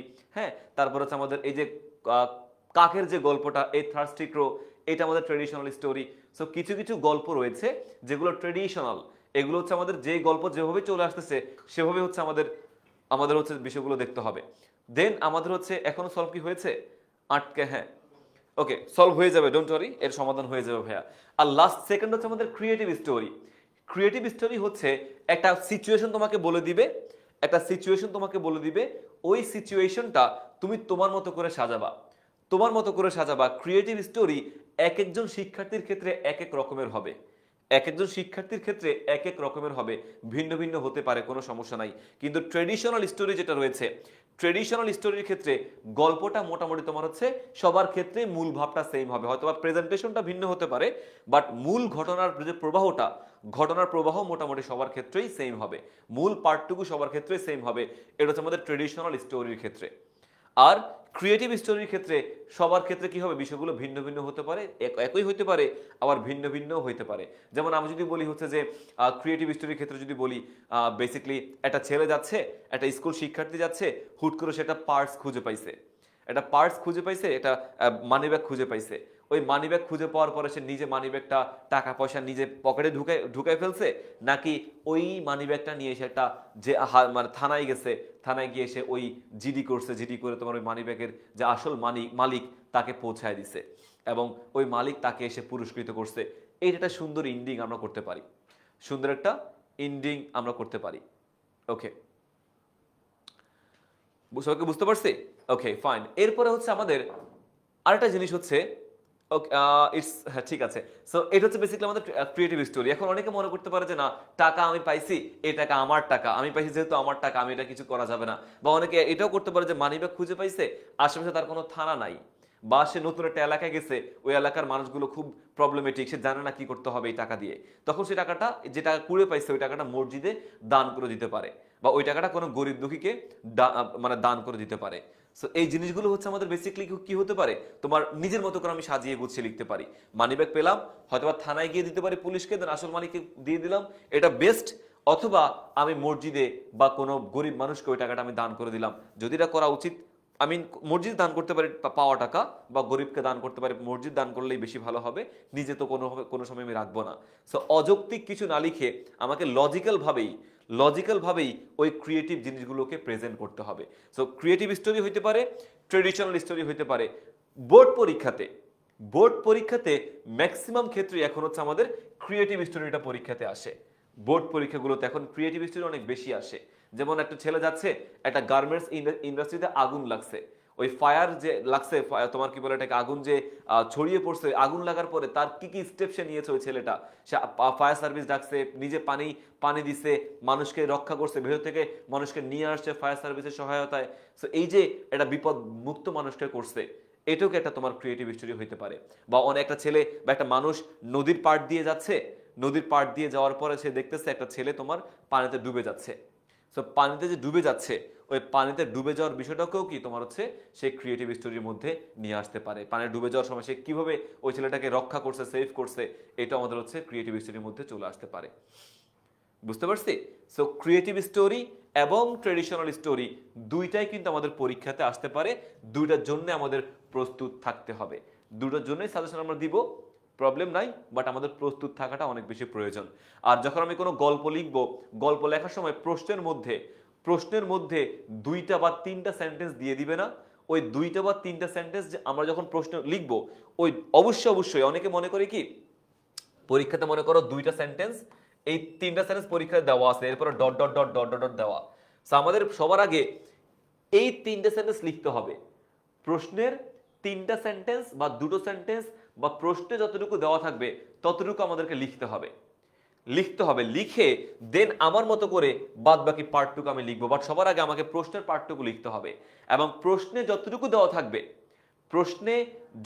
দেওয়া থাকবে দুইটা সেন্টেন্স তিনটা সেন্টেন্স, ওই বাক্যগুলো আমাকে ব্লু পেন দিয়ে লিখলে ভালো হয়। তোমরা ব্লু পেন দিয়ে লিখবা, প্রশ্নের যে লেখাটা শুধুমাত্র প্রশ্নের পার্টটুকু ব্লু পেন দিয়ে লিখবা, দেন নিজে যা লিখবা সেটা ব্ল্যাক পেন দিয়ে লিখবা। বাট প্রশ্নের পার্টটুকু ব্লু পেন দিয়ে লিখতে পারো। অনেকে এটাও করতে পারো যে প্রশ্নের পার্টটুকু ব্ল্যাক পেন দিয়ে লিখছো, ব্ল্যাক কালার পেন দিয়ে লিখছো, কিন্তু তোমার সেটাকে পেন্সিল দিয়ে পরে আন্ডারলাইন করে দিও যতটুকু প্রশ্নে আছে। সো ব্লু পেন দিয়ে লিখতে পারো যতটুকু প্রশ্নে আছে, অথবা ব্ল্যাক পেন দিয়ে লিখলে যতটুকু প্রশ্নে আছে ততটুকু তুমি আন্ডারলাইন করে দিতে পারো, আর বাদ বাকিটা তোমার মতো করে তুমি এগিয়ে যেতে পারো। এভাবে প্রেজেন্ট করলে লেখাটা সুন্দর হবে। টিচার বুঝবে যে না তুমি একটা কনসাস স্টুডেন্ট, তুমি মনোযোগ একটা শিক্ষার্থী, তুমি অনেক সাবধানে বিষয়গুলোকে প্রেজেন্ট করেছো। আর একটা সুন্দর টাইটেল আমরা দিয়ে দিব। এরপরে গল্পটা আমরা নিজের মতো করে ধাপে ধাপে যেতে পারবো, আমরা ধাপে ধাপে থেকে আমরা এগোতে পারবো। সব আশা করি বুঝতে পারছে। আমাদের প্রথমত একটা কি থাকবে, একটা টাইটেল দিতে হবে যে the role of the spider in inspiring the king. মাকড়সা কিভাবে একটা রাজাকে অনুপ্রেরিত করছে। Then failure is the pillar of success, এইটাও কি তোমার হচ্ছে একটা টাইটেল হইতে পারে। বা Robert Bruce and his kingdom, এইটাও কি এটা তোমার হচ্ছে কি বলে এটাকে টাইটেল হইতে পারে। ঠিক আছে? বা Robert brush the the king of Scotland, এটাও কি তোমার টাইটেল হইতে পারে। সো যে কোনো সুন্দর একটা টাইটেল আমাকে গল্পের ক্ষেত্রে নিজের মতো করেই সাজাতে হবে। সবার সাথে মিলতে হবে বিষয়টা সেরকম না। হেডিংটা, যে টাইটেলটা আমরা দিব, হেডিং, এই যে হেডিং, এটা রেড, এখানে ভাই লাল করে দিচ্ছি, কোনোভাবেই লাল কালি ইউজ করা যাবে না পরীক্ষাতে, কোনোভাবেই না। ব্লু পেন ইউজ করবে এবং ব্ল্যাক পেন দিয়ে, ব্লু এবং ব্ল্যাক সমন্বয়ে পরীক্ষাতে আনসার করবা। সো টাইটেলটা ব্লু পেন দিয়ে লিখবা। ব্লু পেন দিয়ে লিখার পরে আমাদের হচ্ছে জিনিসগুলো একটা সুন্দর টাইটেল, প্রশ্ন যতটুকু দেওয়া আছে ওটাকে ব্লু পেন দিয়ে লিখে এগিয়ে যেতে হবে পরবর্তী প্রত্যেকটা পার্টে। সো এটা হচ্ছে বেসিক্যালি আমাদের স্টোরির ক্ষেত্রে। আমি যদি একটু যাই রবার্ট ব্রুশের গল্পটা, তোমরা হয়তো দেখতে পাচ্ছ এখানে যে Robert Bruce was the king of Scotland, his army was defeated again and again against the king Edward of England. মনে করো প্রশ্নে এতটুকু দেওয়া আছে, এই যে প্রশ্নে ইংল্যান্ড পর্যন্ত প্রশ্ন দেওয়া আছে। সো তুমি যে ব্ল্যাক পেন দিয়ে লিখছো না, এটাকে সুন্দর মতো করে পেন্সিল দিয়ে এভাবে আন্ডারলাইন করে দিবা, এতটুকু অংশ। দেন বাদ বাকি জিনিসটা তোমার মতো করে তুমি লিখে যাবা। এটা একটা ওয়ে হইতে পারে। বা এই যে যতটুকু অংশ আমি দাগালাম এতটুকু অংশ ব্লু পেন দিয়ে তুমি লিখে এগোতে পারো, তাহলে তোমার জন্য সুন্দর প্রেজেন্টেশনটা সুন্দর হবে। বিং ডিফিটেড ফর 6 টাইম, 6 বার সে হার মানার পরে হি লস্ট হিজ হোপ, আর তারা আশা হারিয়ে ফেলে, অ্যান্ড ফ্লেড অ্যাওয়ে, সে পালিয়ে যায়, ফ্রম হিজ কিংডম, তার রাজ্য থেকে, and took shelter in a remote cave, একটা রিমোট কেভ এসে আশ্রয় নেয়। The king was always in a gloomy state for his unhappy condition. Once he was thinking of his sad lot lying in the cave, suddenly he noticed a spider trying hard to reach the ceiling of the cave. সেগুলো গল্প তুমি জানো, গল্প নিয়ে আমি তোমাদেরকে details আর বলছি না, এটা তোমরা ইজিলি বুঝতে পারবে যে গল্পটা কিভাবে এগোতে হবে, এবং লাস্টে গিয়ে তোমার ক্লাইম্যাক্স টানতে হবে। ক্লাইম্যাক্স টানার পরে তোমার গল্পটা এন্ডিং, আর বেশি লেখার দরকার নেই, এন্ডিংয়ে চলে যেতে হবে। ঠিক আছে ভাই? আনকমন আসলে টাইটেল নিয়ে চিন্তায় পড়ে যায় কি লিখবো। আনকমন যদি আসে, আনকমন সাধারণত আসবে না গল্পগুলোর ক্ষেত্রে।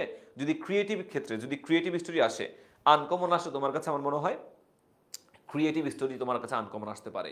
সো ক্রিয়েটিভ স্টোরিতে তুমি নিজের মতো করে যে কোনো টাইটেল দিয়ে শুরু করতে পারো, প্রবলেম নাই। যে কোনো টাইটেল তুমি হচ্ছে শুরু করতে পারো। যেমন একটা বাচ্চা এবং ওই যে পার্সের কথা যদি বললাম, এটা যদি ক্রিয়েটিভ স্টোরি পরীক্ষাতে আসে, তোমার কোনো টাইটেল মাথায় আসতেছে না, তুমি সিম্পলি লিখতে পারো a boy and his honesty, a boy and his honesty, বা honesty is the best policy, তুমি টাইটেল দিয়ে শুরু করতে পারো। বা একটা ছেলে তোমার কি বলে এটাকে ফায়ার, একটা কারখানার সামনে দিয়ে যাচ্ছে, আগুন ধরছে, সো কি বলে এটাকে, এ বয় অ্যান্ড অ্যান্ড কি বলে এ garment factory, A boy and a garment factory, তুমি এটা টাইটেল দিয়ে এগিয়ে যেতে পারো, বা অন্য কোনো টাইটেল তোমার মাথা যদি আসে তুমি সেটাও দিতে পারো। বাট সুন্দর একটা টাইটেল, মোটামুটি বেসিক একটা টাইটেল তোমার দিতে হবে, দিয়ে তোমার এগোতে হবে। সবাইকে বুঝতে পারছি? সবাইকে বুঝতে পারছি? আমাদের টাইটেলটা ইম্পর্টেন্ট, টাইটেলটা ব্লু পেন দিয়ে লিখবো, প্রশ্ন যতটুকু দেওয়া থাকবে সেটাও কি আমাদের ব্লু পেন দিয়ে লিখবো, বাদ বাকি জিনিসগুলো আমরা সুন্দর মতো করে স্টেপ বাই স্টেপ এগিয়ে যাব। সবাই ক্লিয়ারলি বুঝতে পারছি? বুঝতে পারলে দেখো এখানে এ উইটি ক্রো, এটা ইম্পর্টেন্ট একটা স্টোরি, এটা তোমরা দেখে নিবা, পরীক্ষার জন্য ইম্পর্টেন্ট স্টোরি এটা। দেন আমাদের শেখ সাদির যে গল্পটা সেটা ইম্পর্টেন্ট একটা স্টোরি, শেখ সাদির যে গল্পটা, বা slow and steady wins the race, এটাও খুবই ইম্পর্টেন্ট স্টোরি। এই যে কচ্ছপ এবং খরগোশের যে গল্পটা সেটা, এই যে ইম্পর্টেন্ট স্টোরি, এগুলো এগুলো এগুলো এগুলো দেখতে হবে।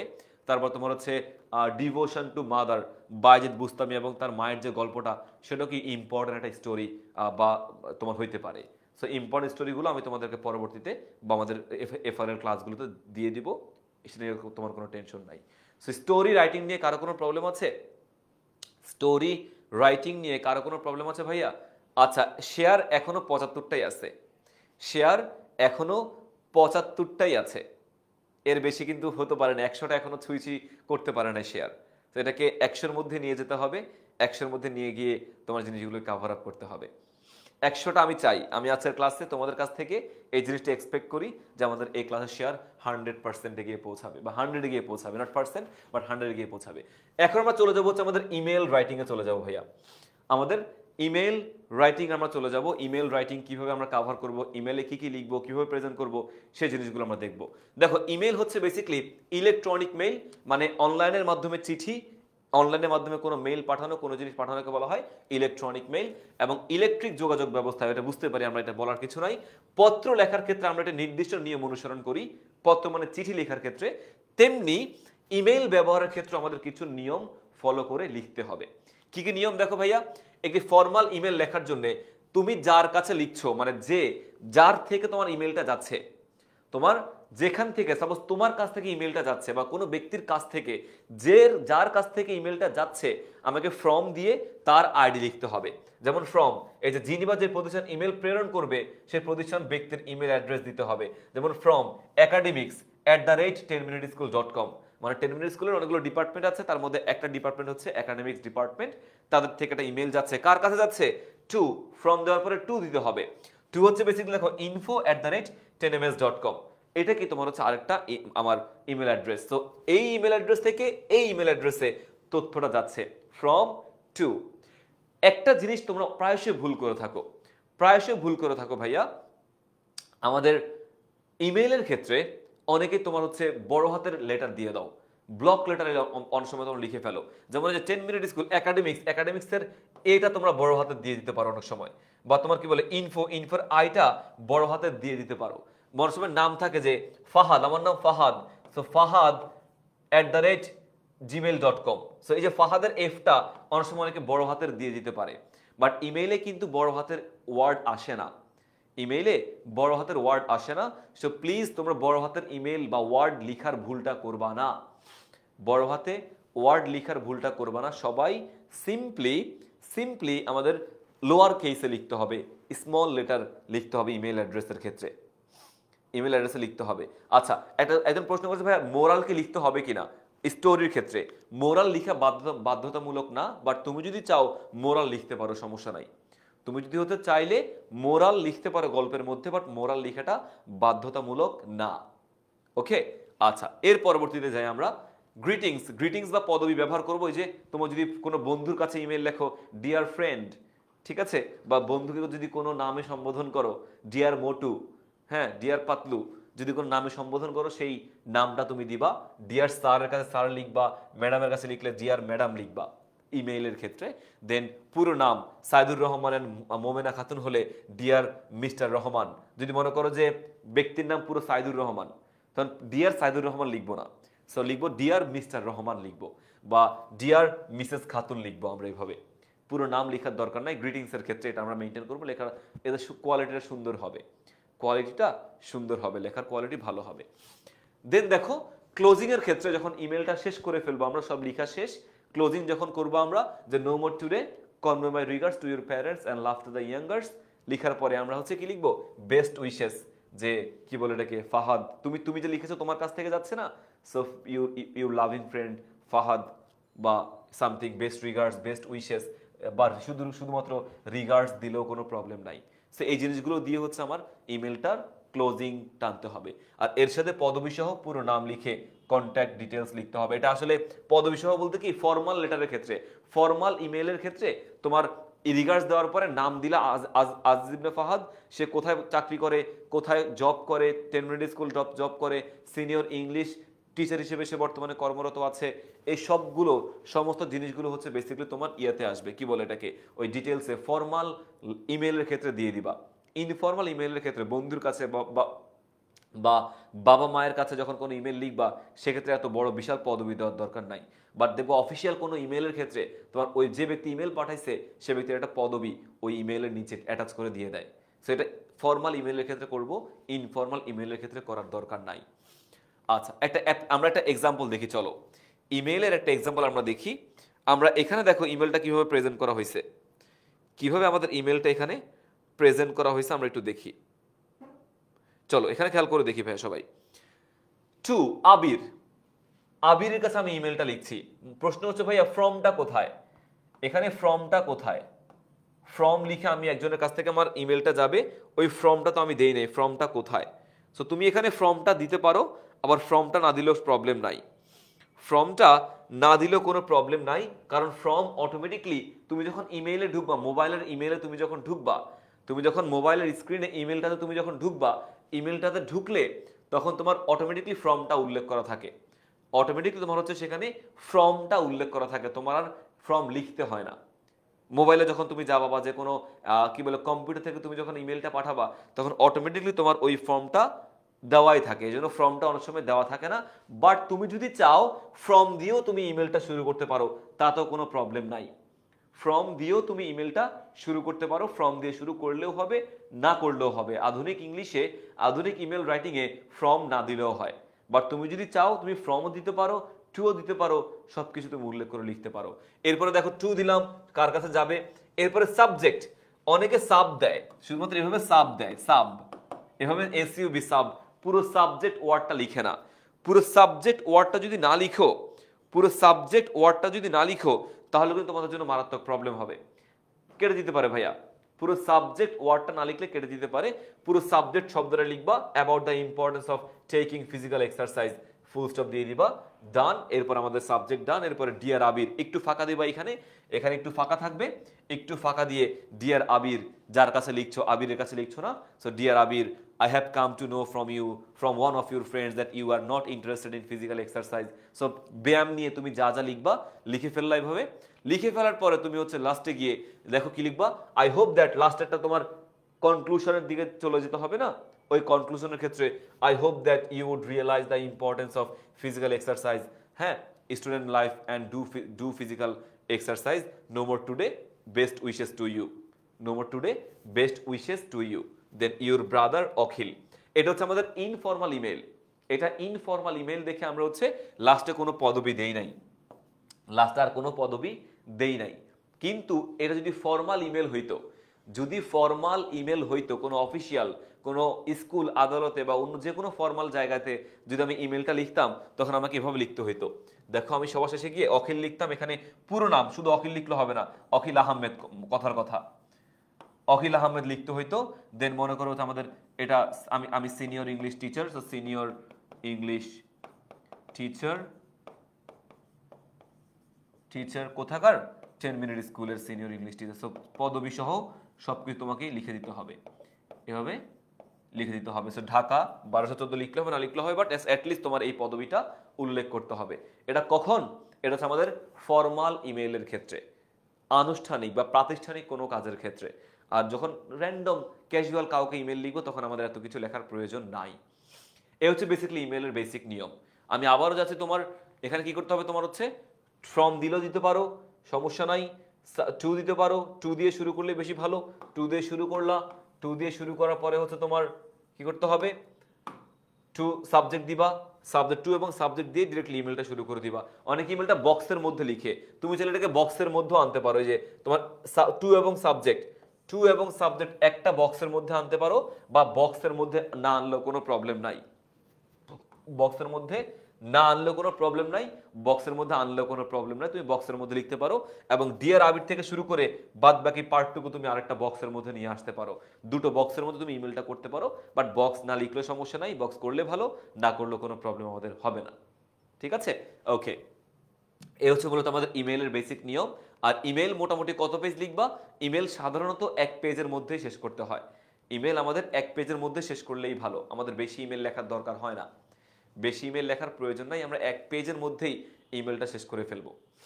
যদি কেউ চায়, ইমেল আসলে ওয়ার্ড পেজ লিমিট নাই, অ্যাপ্লিকেশনে যেরকম এক পেজের মধ্যেই আমাদের অ্যাপ্লিকেশন শেষ করতে হয়, অ্যাপ্লিকেশন কিন্তু অনেকে 2 পেজ লিখো, বাট আইডিয়াল অ্যাপ্লিকেশন লেখার নিয়ম হচ্ছে এক পেজ।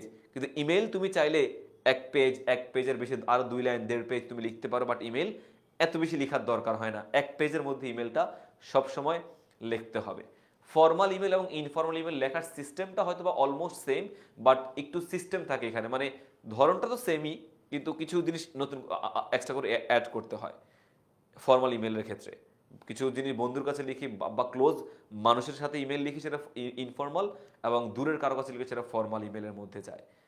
ওকে, আর আমরা যখন কোনো কাজ করব, কোনো জিনিস করব, কোনো জিনিস লিখব, তখন হচ্ছে এই ফর্মাল এবং ইনফর্মাল ইমেলটা মাথায় রেখে আমাদের লেখা উচিত। আর ইমেল হচ্ছে তোমার বেসিক্যালি এক পেজের বেশি লেখার প্রয়োজন নাই, বেশি লিখলে প্রবলেম, বেশি লেখার দরকার নাই। সো ইমেল আশা করি সবাই বুঝতে পারছি। আমরা এবার চলে যাচ্ছে ডায়লগ রাইটিং এ চলে যাচ্ছি। ডায়লগ রাইটিং খেয়াল করে দেখো ভাইয়া, ডায়লগ হচ্ছে দুজন ব্যক্তির মধ্যে কথোপকথন, দুজন ব্যক্তির মধ্যে ডায়লগের কথোপকথনকে বলা হয় আমাদের ডায়লগ রাইটিং। আর ডায়লগ হচ্ছে কোনো টপিকের উপর 2 বা ততোধিক ব্যক্তির মধ্যে কথোপকথন, সবাই আমরা মোটামুটি জানি। আর ডায়লগ লেখার ক্ষেত্রে আমাদের লজিক্যাল অর্ডার লিখতে হবে, লজিক্যালি লিখতে হবে, সহজ ভাষায়। মানে তুমি মনে করো সে একটা প্রশ্ন করছে, রহিম একটা প্রশ্ন করছে, করিম এটার উল্টা উত্তর দিচ্ছে, রহিম একটা প্রশ্ন করছে, করিম আর একটা প্রশ্ন করছে, না, একজন প্রশ্ন করছে, একজন উত্তর দিচ্ছে, একজন প্রশ্ন করছে, একজন উত্তর দিচ্ছে, এভাবে ধাপে ধাপে ধাপে ধাপে ধাপে ধাপে আমাদের এগিয়ে যেতে হবে, ধাপে ধাপে আমাদের এগিয়ে যেতে হবে। মানে লজিক্যালি জিনিসগুলোকে প্রেজেন্ট করতে হবে, ইলজিক্যাল ওয়েতে আমাদের ডায়লগ বা কোনো কিছু প্রেজেন্ট করা যাবে না। দেখো ভাইয়া, ডায়লগের ক্ষেত্রে ভাষা খুব সহজ সরল বা স্বাভাবিক এবং স্বতঃস্ফূর্ত হতে হবে, খুব সংক্ষিপ্ত, মানে তোমার বাক সেন্টেন্সগুলো হবে খুবই সংক্ষিপ্ত, খুব কঠিন কমপ্লেক্স সেন্টেন্স ডায়লগে লেখার দরকার নাই, কম্পাউন্ড সেন্টেন্স ডায়লগে লেখার দরকার নাই। তুমি একটা জিনিস, ডায়লগ মানে কি কথোপকথন, কথোপকথন যত সহজ হবে, যত সুন্দর হবে, ততই তোমার শুনতে ভাল লাগবে, যোগাযোগ করতে ভাল লাগবে, কথা বলতে ভাল লাগবে, তাই না? সো বেশি কথা বলার দরকার নেই, বেশি জিনিসগুলো হচ্ছে আমাদের প্রেজেন্ট করারও কোনো প্রয়োজন নাই, সহজ সরলভাবে আমাদের হচ্ছে দিয়ে শুরু করতে হবে। আর কি বলে এটাকে, ডায়লগে সুন্দর একটা গ্রিটিংস দিতে হবে। Hello Rahim, how are you, I am fine, and you, where are you going Rahim, I am going to in the market of that place. এই যে তোমার সুন্দর মতো করে একটা জাস্ট কথাবার্তা বলে তোমার জিনিসগুলো প্রেজেন্ট করতে হবে। একটা গ্রিটিংস দিবা, লাস্টে একটা এন্ডিং গ্রিটিংস দিবা, মাঝখানে জিনিসগুলো তুমি ব্যাখ্যা করবা, নিউজ পেপার নিয়ে হতে পারে, বা এক্সারসাইজ নিয়ে হতে পারে, আর্লি রাইজিং নিয়ে হতে পারে, স্মোকিং, ডেঞ্জার্স অফ স্মোকিং, কি বলে এটাকে তোমার হচ্ছে effect, dangerous effect of smoking হতে পারে, নানান জিনিস নিয়ে তোমার ইমেল বা ডায়লগ পরীক্ষাতে আসতে পারে। সো মূল একটা গ্রিটিংস শুরুতে থাকবে, শেষে একটা গ্রিটিংস থাকবে, মাঝখানে তোমার জিনিসগুলোকে ব্যাখ্যা করে করে করে করে এগোতে হবে। আচ্ছা, দেন খেয়াল করে দেখো, ডায়লগের ভাষা হবে বুকিশ নলেজ ল্যাঙ্গুয়েজ বহির্ভূত, মানে বইয়ের ভাষা আছে না, বইয়ের ভাষায় আমাদের ডায়লগ না লিখলেই ভালো। কেন? কারণ ডায়লগটা মূলত ইনফর্মাল হয়। ডায়লগ মানে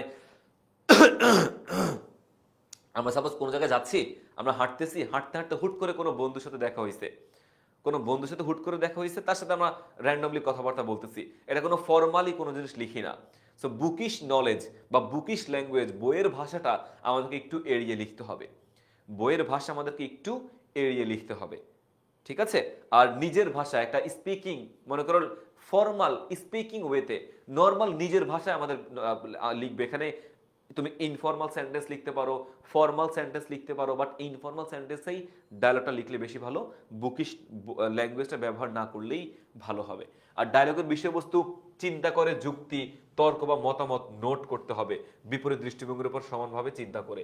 মানে তুমি মনে করো যুক্তিভিত্তিক কথা বলবা, তর্ক করলেও যুক্তিভিত্তিক তর্ক করা, বেশি তর্ক করা যাবে না। সো মোটামুটি জিনিসগুলোকে প্রেজেন্ট করে ভেবে চিন্তে আমাদের কথাবার্তা বলতে হবে, যেহেতু আমি কথোপকথন মেনটেন করছি। আর ডায়লগের আলোচনা হবে প্রাণবন্ত, আকর্ষণীয় করতে শব্দ, ব্যবহৃত শব্দ তাদের বয়স, চরিত্রের সাথে সামঞ্জস্যপূর্ণ রাখা উচিত, মানে এইজ সেম রাখা উচিত। একজন হচ্ছে তোমার 70 বছরের বুড়ো আর একটা ছেলে 20 বছরের ইয়াং, কথোপকথনটা একটু বোরিং হবে, এক পক্ষ থেকে বোরিং হবে, আরেক পক্ষ বিরক্ত হবে, কথোপকথন মিলবে না। আচ্ছা, সকল চরিত্রের সমানভাবে কথা বলবে। ডায়লগের মধ্যে প্রত্যেকটা ব্যক্তি সমানভাবে কথা বলবে, কেউ কম কেউ বেশি এমনটা যাতে না হয়, সমানভাবে প্রত্যেকটা ব্যক্তি কথা বলবে আমাদের ডায়লগে। একক কোনো চরিত্র যেন অনর্গল কথা না বলে, এটা অবশ্যই আমাদের মাথায় রাখতে হবে, অবশ্যই আমাদের মাথায় রাখতে হবে। এরপরে চলে যায় পরবর্তীতে, আমাদের একটা এক্সাম্পল দেখি, চলো কি বলছে এখানে, যে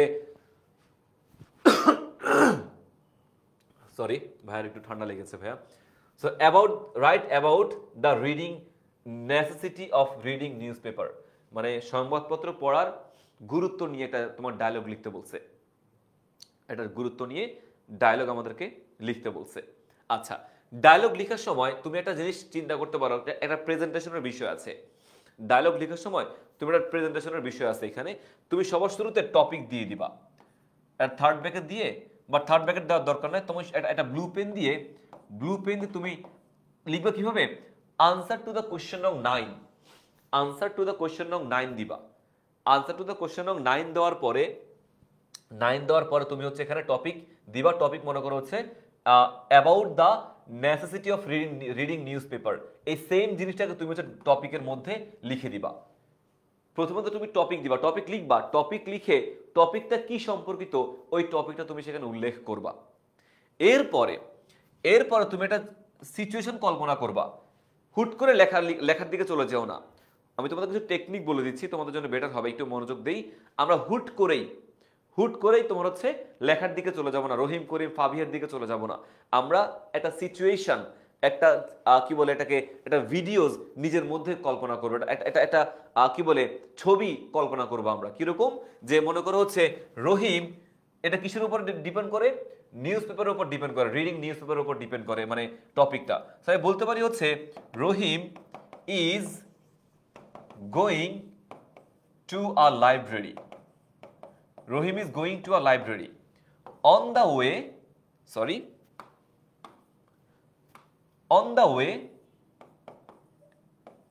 he met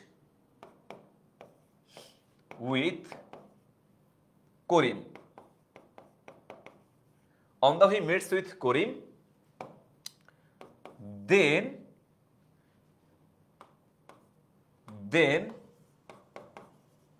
they starts talking on the importance of reading newspaper, on the importance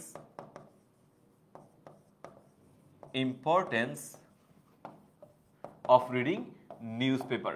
তুমি একটা থার্ড ব্র্যাকেটে এই সিচুয়েশনে তুমি উল্লেখ করে দিবা, মানে তুমি একটা সিচুয়েশন কল্পনা করবা, হুট করেই বলার দরকার নাই। তারা একটা জিনিস, রহিম লাইব্রেরিতে যাচ্ছে, রাস্তার মধ্যে তার করিমের সাথে দেখা হয়েছে, দেন তারা একটা ডায়লগ নিয়ে মোটামুটি তোমার হচ্ছে রিডিং নিউজ পেপার নিয়ে তারা কথোপকথন শুরু করছে। হুট করেই র্যান্ডমলি কথাবার্তা শুরু করে দিলে জিনিসটা সুন্দর হয় না, ঠিক আছে। আর এই যে লেখাটা দেওয়া আছে, এই লেখাটা তুমি চাইলে ব্লু পেন দিয়েও প্রেজেন্ট করতে পারো, ব্ল্যাক পেন দিয়েও প্রেজেন্ট করতে পারো, প্রবলেম নাই। বাট প্রথমত টপিক দিবা, টপিকের নামটা দিবা, ফুল স্টপ, এরপর একটা থার্ড ব্র্যাকেটের মধ্যে একটা সিচুয়েশন কল্পনা করবা, একটা সিচুয়েশন কল্পনা করে তুমি মনে করো জিনিসটা কমপ্লিট করবা। এরপরে তুমি ডায়লগ শুরু করে দিবা। এরপরে তুমি মনে করো হচ্ছে এটা জাস্ট এভাবে শুরু করতে পারো, তুমি চাইলে অন্য কোনো ওয়েতে শুরু করতে পারো। সিচুয়েশনটা আমি আমার মতো করে বলছি, তুমি তোমার মতো করে কোনো সিচুয়েশন কল্পনা করতে পারো, যে তারা তো রহিম কফি শপে যাচ্ছে, মনে করো কফি শপে যাচ্ছে রহিম, প্রতিমধ্যে করিমের সাথে তার দেখা হয়েছে, দেন তারা একসাথে কফি খেতে গেছে, কফি খেতে খেতে তারা গল্প করা, মানে সংবাদপত্র নিয়ে কথাবার্তা বলা শুরু করছে। এটাও একটা ধরন হইতে পারে, এইটা একটা সিচুয়েশন হইতে পারে। তোমার মতো করে যেই সিচুয়েশনে তোমার কাছে সহজ লাগবে, ভালো লাগবে, তুমি ওই সিচুয়েশনটা কল্পনা করবা। কল্পনা করার পরে তুমি পরবর্তী পার্টে এগিয়ে যাবা। পরবর্তী পার্ট বলতে কোনটা এগিয়ে যাবে দেখো, এই যে ফাবিহা, দেন তুমি মনে করো আফরিনা, ফাবিহা আফরিনা একজন একজন করে কথোপকথন এগিয়ে যাবে যে hi Fabiha, what are you doing? I am giving my time to the people's parliament. What do you mean? People's parliament বলতে বোঝায় সংবাদপত্রকে বুঝাইছে। সো এখানে সংবাদপত্রকে, I am reading a newspaper, it is said that newspaper is the people's parliament. এটাকে বলা জনগণের সংসদ বলা হয়ে থাকে। সেইভাবে তুমি এগিয়ে যাবা, প্রত্যেকটা জিনিস এগিয়ে যাবা। আর একটা জিনিস মাথায় রাখবা, এখানে একটা কাজ করছে যেটা আমাদের ঠিক করে নাই, সেটা হচ্ছে যে এই যে বিকজ থেকে শুরু করে একটা বাক্য লিখলাম, লেখার পরের যে লাইনটা, এই লাইনটা আমাদের এখান থেকে শুরু করতে হবে। সমান যেখান থেকে বাক্যটা শুরু করছি ওইখান থেকে আমাদের মোটামুটি পরবর্তী বাক্যটা শুরু করতে হবে। নামের নিচে কোনো কিছু লেখার প্রয়োজন নাই। নামের নিচে একদম যেখানে ডায়লগটা শুরু হবে, নাম যেখানে দিবা ওই নামের নিচে কোনো কিছু লেখার প্রয়োজন নাই। কোনো কিছু লেখা যাবে না, নামের নিচে কোনো কিছু লেখা যাবে না। জাস্ট তুমি শব্দের নিচে বা নামের নিচে না লিখে ওই লাইন, মেন লাইনগুলোর মধ্যেই কোলন যেখানে আছে না, কোলন, ওই কোলনের এই পাশ থেকে তোমাকে লিখতে হবে। কোনোভাবে কোলনের বাম দিকে ভেতর দিকে চাপা যাবে না, নামের নিচে নিচে তোমাকে যেতে হবে। সেইভাবে তুমি ডায়লগটা এগিয়ে যাবা, এগিয়ে গেলে মোটামুটি আমাদের কমপ্লিট হয়ে যাবে। আর লাস্টে গিয়ে তোমার হচ্ছে যে দেখো সুন্দর একটা ইন্ডিংস দিতে হবে যে I agree, good bye now, bye, thank you for coming. তো সুন্দর একটা ইন্ডিং আমাকে ডায়লগের শেষেও দিতে হবে। ডায়লগের শেষে এভাবে সুন্দর একটা ইন্ডিং আমাকে উপস্থাপন করে করে যেতে হবে। তো ডায়লগের ক্ষেত্রে আমি মোটা দাগে কি বললাম ভাইয়া, ডায়লগ একপাক্ষিক কথাবার্তা হবে না, এখানে সহজ সরল প্রাণবন্ত কথাবার্তা উল্লেখ করতে হবে, সহজ ভাষায় আমাকে ডায়লগ উল্লেখ করতে হবে, বেশি কঠিন করে ডায়লগ উল্লেখ করা যাবে না। এক নাম্বার, সিম্পল সেন্টেন্সে ডায়লগ উল্লেখ করতে হবে। দেন তুমি যখন কোনো জিনিস লিখছো, লিখার ক্ষেত্রে একপাক্ষিক কথা বলা যাবে না, ফাবিহা শুধু কথা বলছে, আফরিনা কথা বলছে না, এমনটা হওয়া যাবে না। একজন একজন একজন করে এগিয়ে যেতে হবে। আর একটা সিচুয়েশন কল্পনা করো, টপিক দিবা, টপিকের নাম, টপিকের নামের পরে একটা সিচুয়েশন তুমি কল্পনা করবা। ওই সিচুয়েশন কল্পনা করার পরে তুমি তোমার মতো করে লেখাটা শুরু করবা। আর ওই যে নামের ভেতরে, নামের নিচে অন্য কোনো লেখা চাপিও না, এতে লেখার সৌন্দর্য নষ্ট হয়। এটা আমার কাছে মনে হয় লেখার সৌন্দর্য নষ্ট হয়, এটা আমরা করব না। আর কত পেজ লিখবো সেটা হচ্ছে যে কি কালার পেন দিয়ে লিখবো, ডেফিনেটলি ব্ল্যাক কালার পেন দিয়ে লিখবা। কিন্তু যখন তুমি বিশেষ কোনো টপিক লিখবা বা সিচুয়েশন কল্পনা করবা, ওই টপিক বা সিচুয়েশন এগুলো তুমি হচ্ছে ব্লু পেন দিয়ে লিখতে পারো, কিন্তু মেইন ডায়লগটা অবশ্যই ব্ল্যাক পেন দিয়ে লিখবা, অবশ্যই ব্ল্যাক পেন দিয়ে লিখবা। আর ডায়লগের পেজ লিমিট ওভাবে নাই, তুমি 2.5 পেজ, 3 পেজ, 3.5 পেজ, যতটুকু পারো তুমি তোমার ডায়লগটা সেভাবে লিখবা। কত পেজ কোনো লিমিটেশন নাই। তোমার আইডিয়াটাকে পরিপূর্ণ ব্যাখ্যা করতে, আনসার করতে 2.5 লাগুক, 3 পেজ লাগুক, 3.5 পেজ লাগুক, তুমি ততটুকুই আনসার করো। তবে 1 পেজ 1.5 পেজের মধ্যে ডায়লগ লিখো না, কমপক্ষে 2.5 পেজ 3 পেজ ডায়লগ লেখার চেষ্টা করো। আর এখানে অনেক গ্যাপ যায়, নাম লেখার ক্ষেত্রে অনেক গ্যাপ যায়, গ্যাপ যেতে যেতে কিন্তু অনেকটুকু এমনিতে কাভার হয়ে যায়। সো একটু আমাদেরকে 2.5 থেকে 3 পেজ লিখলে বেশি ভালো হবে। আমরা এখন চলে যাবো সিভি রাইটিং এর ক্ষেত্রে। সিভি রাইটিং খেয়াল করো, দেখি কি কি আছে এখানে। আমরা সিভি রাইটিং নিয়ে এখন কথা বলবো। সিভি বেসিক্যালি হচ্ছে আমাদের দুইটা পার্ট থাকে এখানে, একটা কভার লেটার থাকে সিভির ক্ষেত্রে, এবং এটা হচ্ছে আমাদের কারিকুলাম ভিটা, যেটাকে মেইনলি সিভি আমরা বলে থাকি। কারিকুলাম ভিটা আমাদের থাকে। আর সিভি আমরা কেন লিখি, সিভি, আচ্ছা একটু আমাকে জানাতো সবাই সবকিছু বুঝতে পারছে কিনা, সবাইকে ক্লিয়ারলি সবকিছু বুঝতে পারছি? একটু আমাকে জানাতো ভাইয়া, আমরা ক্লিয়ারলি সবকিছু বুঝতে পারছি তো? সবাইকে ক্লিয়ারলি সবকিছু বুঝতে পারছি? রাইটিং সিভি উইথ কভার লেটারের আগে যতটুকু পড়িয়েছি তোমাদেরকে, ডায়লগ, ইমেল, স্টোরি, প্যারাগ্রাফ, সবাইকে 100% বুঝতে পেরেছি? সবাইকে 100% বুঝতে পেরেছি? বুঝতে পারলে আরেকটা কথা তোমাদেরকে বলছি যে শেয়ার করতে হবে। এখনো 100 হয় নাই, 88 শেয়ার হয়েছে, এখনো 100 শেয়ার হয় না, আরো 12 জন শেয়ার করতে হবে। স্টোরিতে ব্লু পেন ইউজ না করলে সমস্যা হবে না, ইউজ করলে সমস্যা হবে না, তবে পুরোটা ব্লু পেন ইউজ করো না, পুরোটা ব্ল্যাক পেন ইউজ করো না। কিছু কিছু জায়গা তুমি ব্লু পেন ইউজ করো, যেটা বললাম সিচুয়েশনে, টপিকের আনসারিং এর ক্ষেত্রে, অল্প কিছু জায়গা তুমি ব্র্যাকেটে ক্ষেত্রে তুমি ব্লু পেন ইউজ করো, কিন্তু মেনলি ব্ল্যাক পেনই থাকবে ভাইয়া। আচ্ছা, সবাই বুঝতে পেরেছি আশা করি। দেন আমরা এখন চলে যাই কভার লেটারে। আমরা কভার লেটারে চলে যাচ্ছি। কভার লেটার বেসিক্যালি আমাদের সিভি বেসিক্যালি দুই রকমের হয়, দুই রকম না, সরি দুটা ভাগে হয়। এবং সিভিটা আমরা কেন লিখি, আমাদের পরীক্ষাতে হচ্ছে বেসিক্যালি, পরীক্ষাতে না, যে কোনো জবের ক্ষেত্রে, চাকরি বাকরি অ্যাপ্লিকেশনের ক্ষেত্রে মূলত আমরা সিভিটা বা কারিকুলাম ভিটা এই জিনিসটা লিখে থাকি, যেটা আমার জীবন বৃত্তান্ত, আমার পড়াশোনার স্ট্যাটাস, আমার জীবন কোথায় বসবাস করেছি, কোথায় কি সমস্ত পরিচয়, আমার অ্যাচিভমেন্ট, আমার পড়াশোনা সবকিছুই সিভিতে উল্লেখ করা থাকে। সিভিতে সবকিছুই কি সুন্দর মতো করে উল্লেখ করা থাকে। সো এই জিনিসটা আমাদেরকে অবশ্যই মেনটেন করতে হবে। এবং দেখো এখানে কি বল, সিভি উইথ কভার লেটার। প্রথমত সিভির প্রথম পার্টটা আমাদের কভার লেটার থাকে, প্রথম পার্টটা আমাদের কভার লেটার থাকে, এবং সেকেন্ড পার্ট আমাদের কারিকুলাম ভিটা থাকে। প্রথম কভার লেটার আমাদের অ্যাপ্লিকেশনের মতো করে লিখতে হবে। প্রথম কভার লেটারটা আমাদের অ্যাপ্লিকেশনের মতো করে লিখতে হবে। অ্যাপ্লিকেশনের মতো করে বলতে কি, যেমন দেখো তোমার কভার লেটার, তুমি হেডিং দিবা কভার লেটার, এরপর তুমি তারিখ দিবা, তারিখ দিবা, তারিখ দিব হচ্ছে তোমার তারিখ দেওয়ার পরে তুমি কি লিখছো, দেখো এখানে কার কাছে লিখছো, কার কাছে লিখছো এটা ইম্পর্টেন্ট। তুমি কার কাছে লিখছো এটা ডিপেন্ড করে হচ্ছে সিভিটার টপিকটা কি। তুমি কোনো ব্যাংক জবের জন্য অ্যাপ্লাই করছো, তুমি কোনো অ্যাকাউন্ট্যান্টের জন্য অ্যাপ্লাই করছো, না কোনো শিক্ষক হওয়ার জন্য অ্যাপ্লাই করছো, নাকি কি কাজে, তোমার রোলটা কি, ওই কি রোলে কোন অফিসে তুমি অ্যাপ্লাই করছো, ওই জিনিসটা তোমাকে বুঝতে হবে। ওই জিনিসটা বুঝে, ওই জিনিসটা বুঝে তোমাকে হচ্ছে এগিয়ে যেতে হবে। ওই হেডমাস্টার, এখানে মনে করো হচ্ছে স্কুল, যতটুকু জানি যে English assistant lecturer, English teacher বা অ্যাসিস্ট্যান্ট টিচার অফ ইংলিশ, এটাকে তোমার হচ্ছে শিক্ষকতার কথা ইন্ডিকেট করছে। এই জন্য আমরা এখানে কি লিখছি, আমরা এখানে হেড টিচার লিখছি বা হেডমাস্টার লিখছি। তো তারিখ দিব, তারিখ দেওয়ার পরে হেডমাস্টার লিখবো, এরপর Jatrabari model school, Jatrabari model school Dhaka দিয়ে দিলাম, কমপ্লিটেড। দেন দেন আমাদের সাবজেক্ট, সাবজেক্ট কিন্তু পুরোটাই লিখবো, সাবজেক্ট পুরোটা লিখবো, সাব কিন্তু লিখা যাবে না। আর সাবজেক্ট চাইলে আমরা হচ্ছে ব্লু পেন দিয়ে লিখতে পারি সাবজেক্টের এই লাইনটা, বা অন্য কোনো কালার দিয়ে লিখতে পারি, বা বোল্ড করে এই সাবজেক্টটা আমরা উল্লেখ করে লিখতে পারি। এরপরে স্যার, ইন রেসপন্স। আর কভার লেটারে মূলত কি কি জিনিস লিখবো আমরা, আমরা লিখবো হচ্ছে এই যে আমি জবের জন্য অ্যাপ্লাই করতেছি না, এই জবের জন্য অ্যাপ্লাই করার কারণটা কি, আমি কেন জব জব করতে চাই, বা আমাকে আপনি কেন নিবেন, কেন নিবেন, সংক্ষেপে এই কভার লেটারে উল্লেখ করা।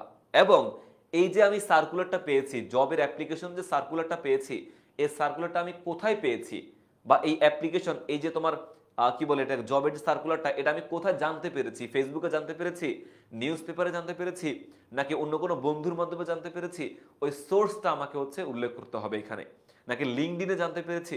সো প্রত্যেকটা সোর্স আমাকে উল্লেখ করতে হবে, কোথায় আমি এই জবের বিজ্ঞপ্তি পেয়েছি সেটা উল্লেখ করতে হবে, কেন আমার জবটা প্রয়োজন, আমাকে কেন নিবেন, এটা এখানে আমাকে উল্লেখ করতে হবে কভার লেটারের ক্ষেত্রে।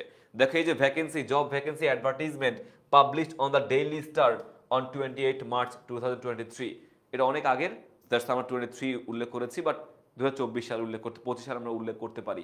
সালটা মোটামুটি কাছাকাছি দেবা, তোমার পরীক্ষার ডেটের আশেপাশে তোমার সালটা উল্লেখ করবা বা ডেটটা উল্লেখ করবা। Then apply for the post of assistant English teacher in English in your reported school, this is the kind of job I like most. আমি কেন এটা অ্যাপ্লাই করেছি, কারণ এটা আমি অনেক পছন্দ করি এই জবটা, and I do believe you will find me a suitable candidate for this post. মানে আমাকে আপনি ক্যান্ডিডেট, সুইটেবল ক্যান্ডিডেট আমি এখানে হব, তাই আপনি আমাকে নিলে ভালো হয়। সো আমি কেন অ্যাপ্লাই করেছি, কেন আমাকে নিবেন, হালকা আইডিয়া এই কভার লেটারে উল্লেখ করে দেওয়া। Academic qualification, track record, performance সবকিছুই ভালো, এবং এগুলো অ্যাটাচ করে দিয়েছো, এই অ্যাটাচের কথা তোমাকে উল্লেখ করতে হবে। লাস্টে তোমার হচ্ছে সুন্দর মতো করে সিনসিয়ারলি ইউজ, সেম অ্যাপ্লিকেশনের মতো করেই, এই যে I would be grateful and obliged if you kindly call me for an interview to give me an opportunity to prove my competencies, এটা সিনসিয়ারলি ইউজ, সিনসিয়ারলি ইউজ দিলাম আমরা ফাহাদ চৌধুরী, ফাহাদ চৌধুরী আমরা দিয়ে দিলাম এখানে। ওকে, আমি দিয়ে দিলাম। তারপর হচ্ছে আমাদের দেখো এখানে এনক্লোজার্স, এখানে এনক্লোজার দেওয়াটা মাস্ট, খুবই ইম্পর্টেন্ট।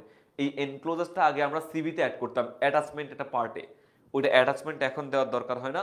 এখন সিভির কভার লেটার যেখানে শেষ, এই যে শেষ আমি সিগনেচার করলাম, এখানে সিগনেচার দিয়ে দিলাম আমি, সিগনেচার যেখানে করব তার ঠিক নিচেই এনক্লোজার্স লিখে এটাকে আমি আন্ডারলাইন করতে পারি, বা এনক্লোজার্স লিখে আমি কি কি জিনিস এখানে অ্যাড করতেছি এই কভার লেটারের সাথে, কভার লেটারের সাথে, না নাম দুইবার না ভাইয়া, এখানে বেসিক্যালি এটা হচ্ছে নাম, আর এটা সিগনেচার, তার মানে স্বাক্ষরটা, সিগনেচারটা সে পুরোটা ডিরেক্টলি উল্লেখ করছে, কিন্তু আমি সাধারণত আমরা সিগনেচারটা এভাবে লিখবো না।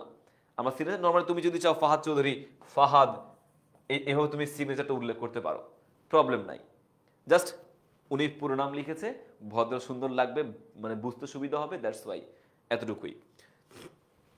দেখো কারিকুলাম ভিটা, এই কভার লেটারের সাথে কি কি যুক্ত থাকবে, আমাদের একটা সিভি আমরা অ্যাড করে দিব, এখানে যুক্ত করে দিব attested copies of all certificate, সব সার্টিফিকেট এখানে আমরা যুক্ত করব। হ্যাঁ, এরপরে পাসপোর্ট সাইজ ছবি আমরা এখানে যুক্ত করব, এগুলো লিখে দিব, মানে কি কি এই কভার লেটারের সাথে আর কি কি যুক্ত হচ্ছে সেগুলো এখানে উল্লেখ করে দেওয়া। Photocopy of national ID card এটা উল্লেখ করা, আর ব্যাংক ড্রাফট অ্যাপ্লিকেশনের জন্য 1200 টাকা ব্যাংক ড্রাফট লাগে, ওই 1200 টাকা ব্যাংক ড্রাফট এখানে উল্লেখ করে দেওয়া। সো মোটামুটি এগুলো হচ্ছে কি আমাদের তোমার অ্যাপ্লিকেশনের বা কভার লেটারের মূল এনক্লোজার্স বা অ্যাটাচমেন্ট লিখবো না আমরা, এনক্লোজার্স লিখবো। এগুলো আমরা 3টা 4টা, এখানে এ বি সি বা ডি এতটুকু লিখলে হবে, ই না লিখলেও সমস্যা নেই। বাট তুমি যদি 5টা লিখতে পারো, 2টা 3টাও লিখতে পারো, ডিপেন্ড করে ইচ্ছা। এটা কোনো মানে স্বতঃসিদ্ধ না, ফিক্সড না তোমাকে এটা লিখতেই হবে, বিষয়টা এরকম না। আচ্ছা, এরপরে দেখো আমাদের curriculum vitae of Selim Rahman, email দিয়ে দিব, আমি এখানে ইমেলটা দিয়ে দিব, curriculum vitae Selim Rahman, email এইটা, মোবাইল নাম্বার হচ্ছে এইটা, এভাবে প্রথমত উল্লেখ করে দিবা। উল্লেখ করার পরে হচ্ছে তোমার এখানে ক্যারিয়ার অবজেক্টিভ। আরেকটা জিনিস করতে পারো, এখানে এই যে কারিকুলাম ভিটা উল্লেখ করলে না, এই ঠিক ডান পাশে চার কোণা করে একটা বক্স আঁকবা, লিখে দিব হচ্ছে ফটো, লিখে দিব হচ্ছে ফটো। এভাবে একটা বক্স, ছোট্ট একটা বক্স এঁকে ফটোর একটা বক্স, ফটো লিখে দিবে এখানে, সুন্দর হবে, এটা পারফেক্ট হবে, ফটো করে লিখে দিলে এখানে। এরপরে হচ্ছে তোমার ক্যারিয়ার অবজেক্টিভ।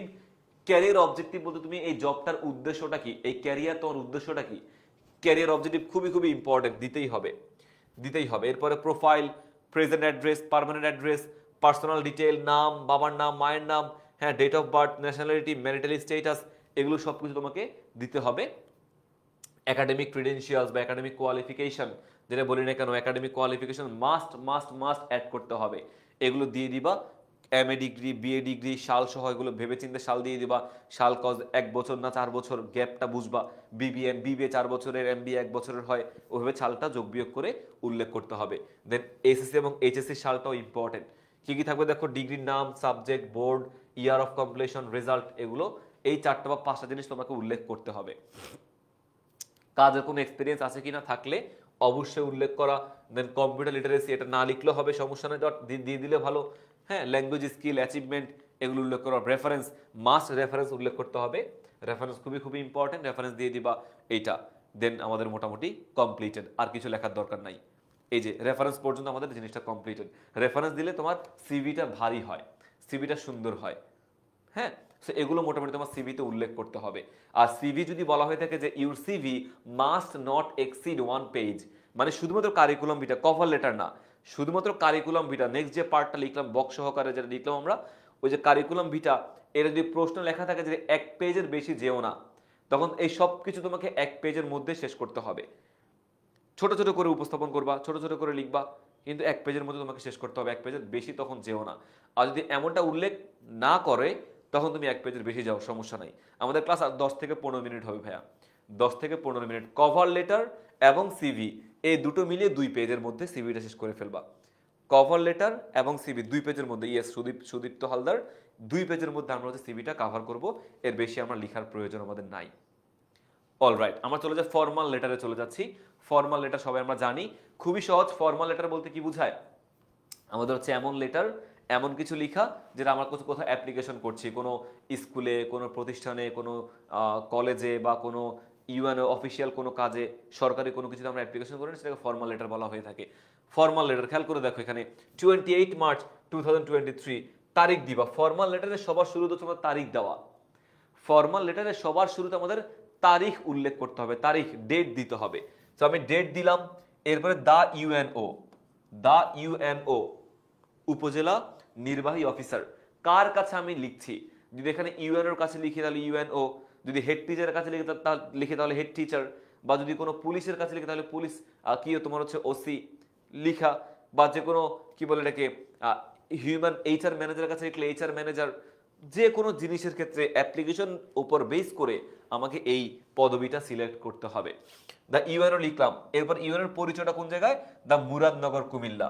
যখন তুমি অ্যাপ্লিকেশন লিখবা, অ্যাপ্লিকেশন 28 মার্চ তারিখ দেওয়ার পরে এই জায়গাতে মোটামুটি 1 আঙ্গুলের মতো করে ফাঁকা দিবা, 1 আঙ্গুলের মতো করে একটু ফাঁকা দিবা ভাইয়া তারিখ লেখার পরে।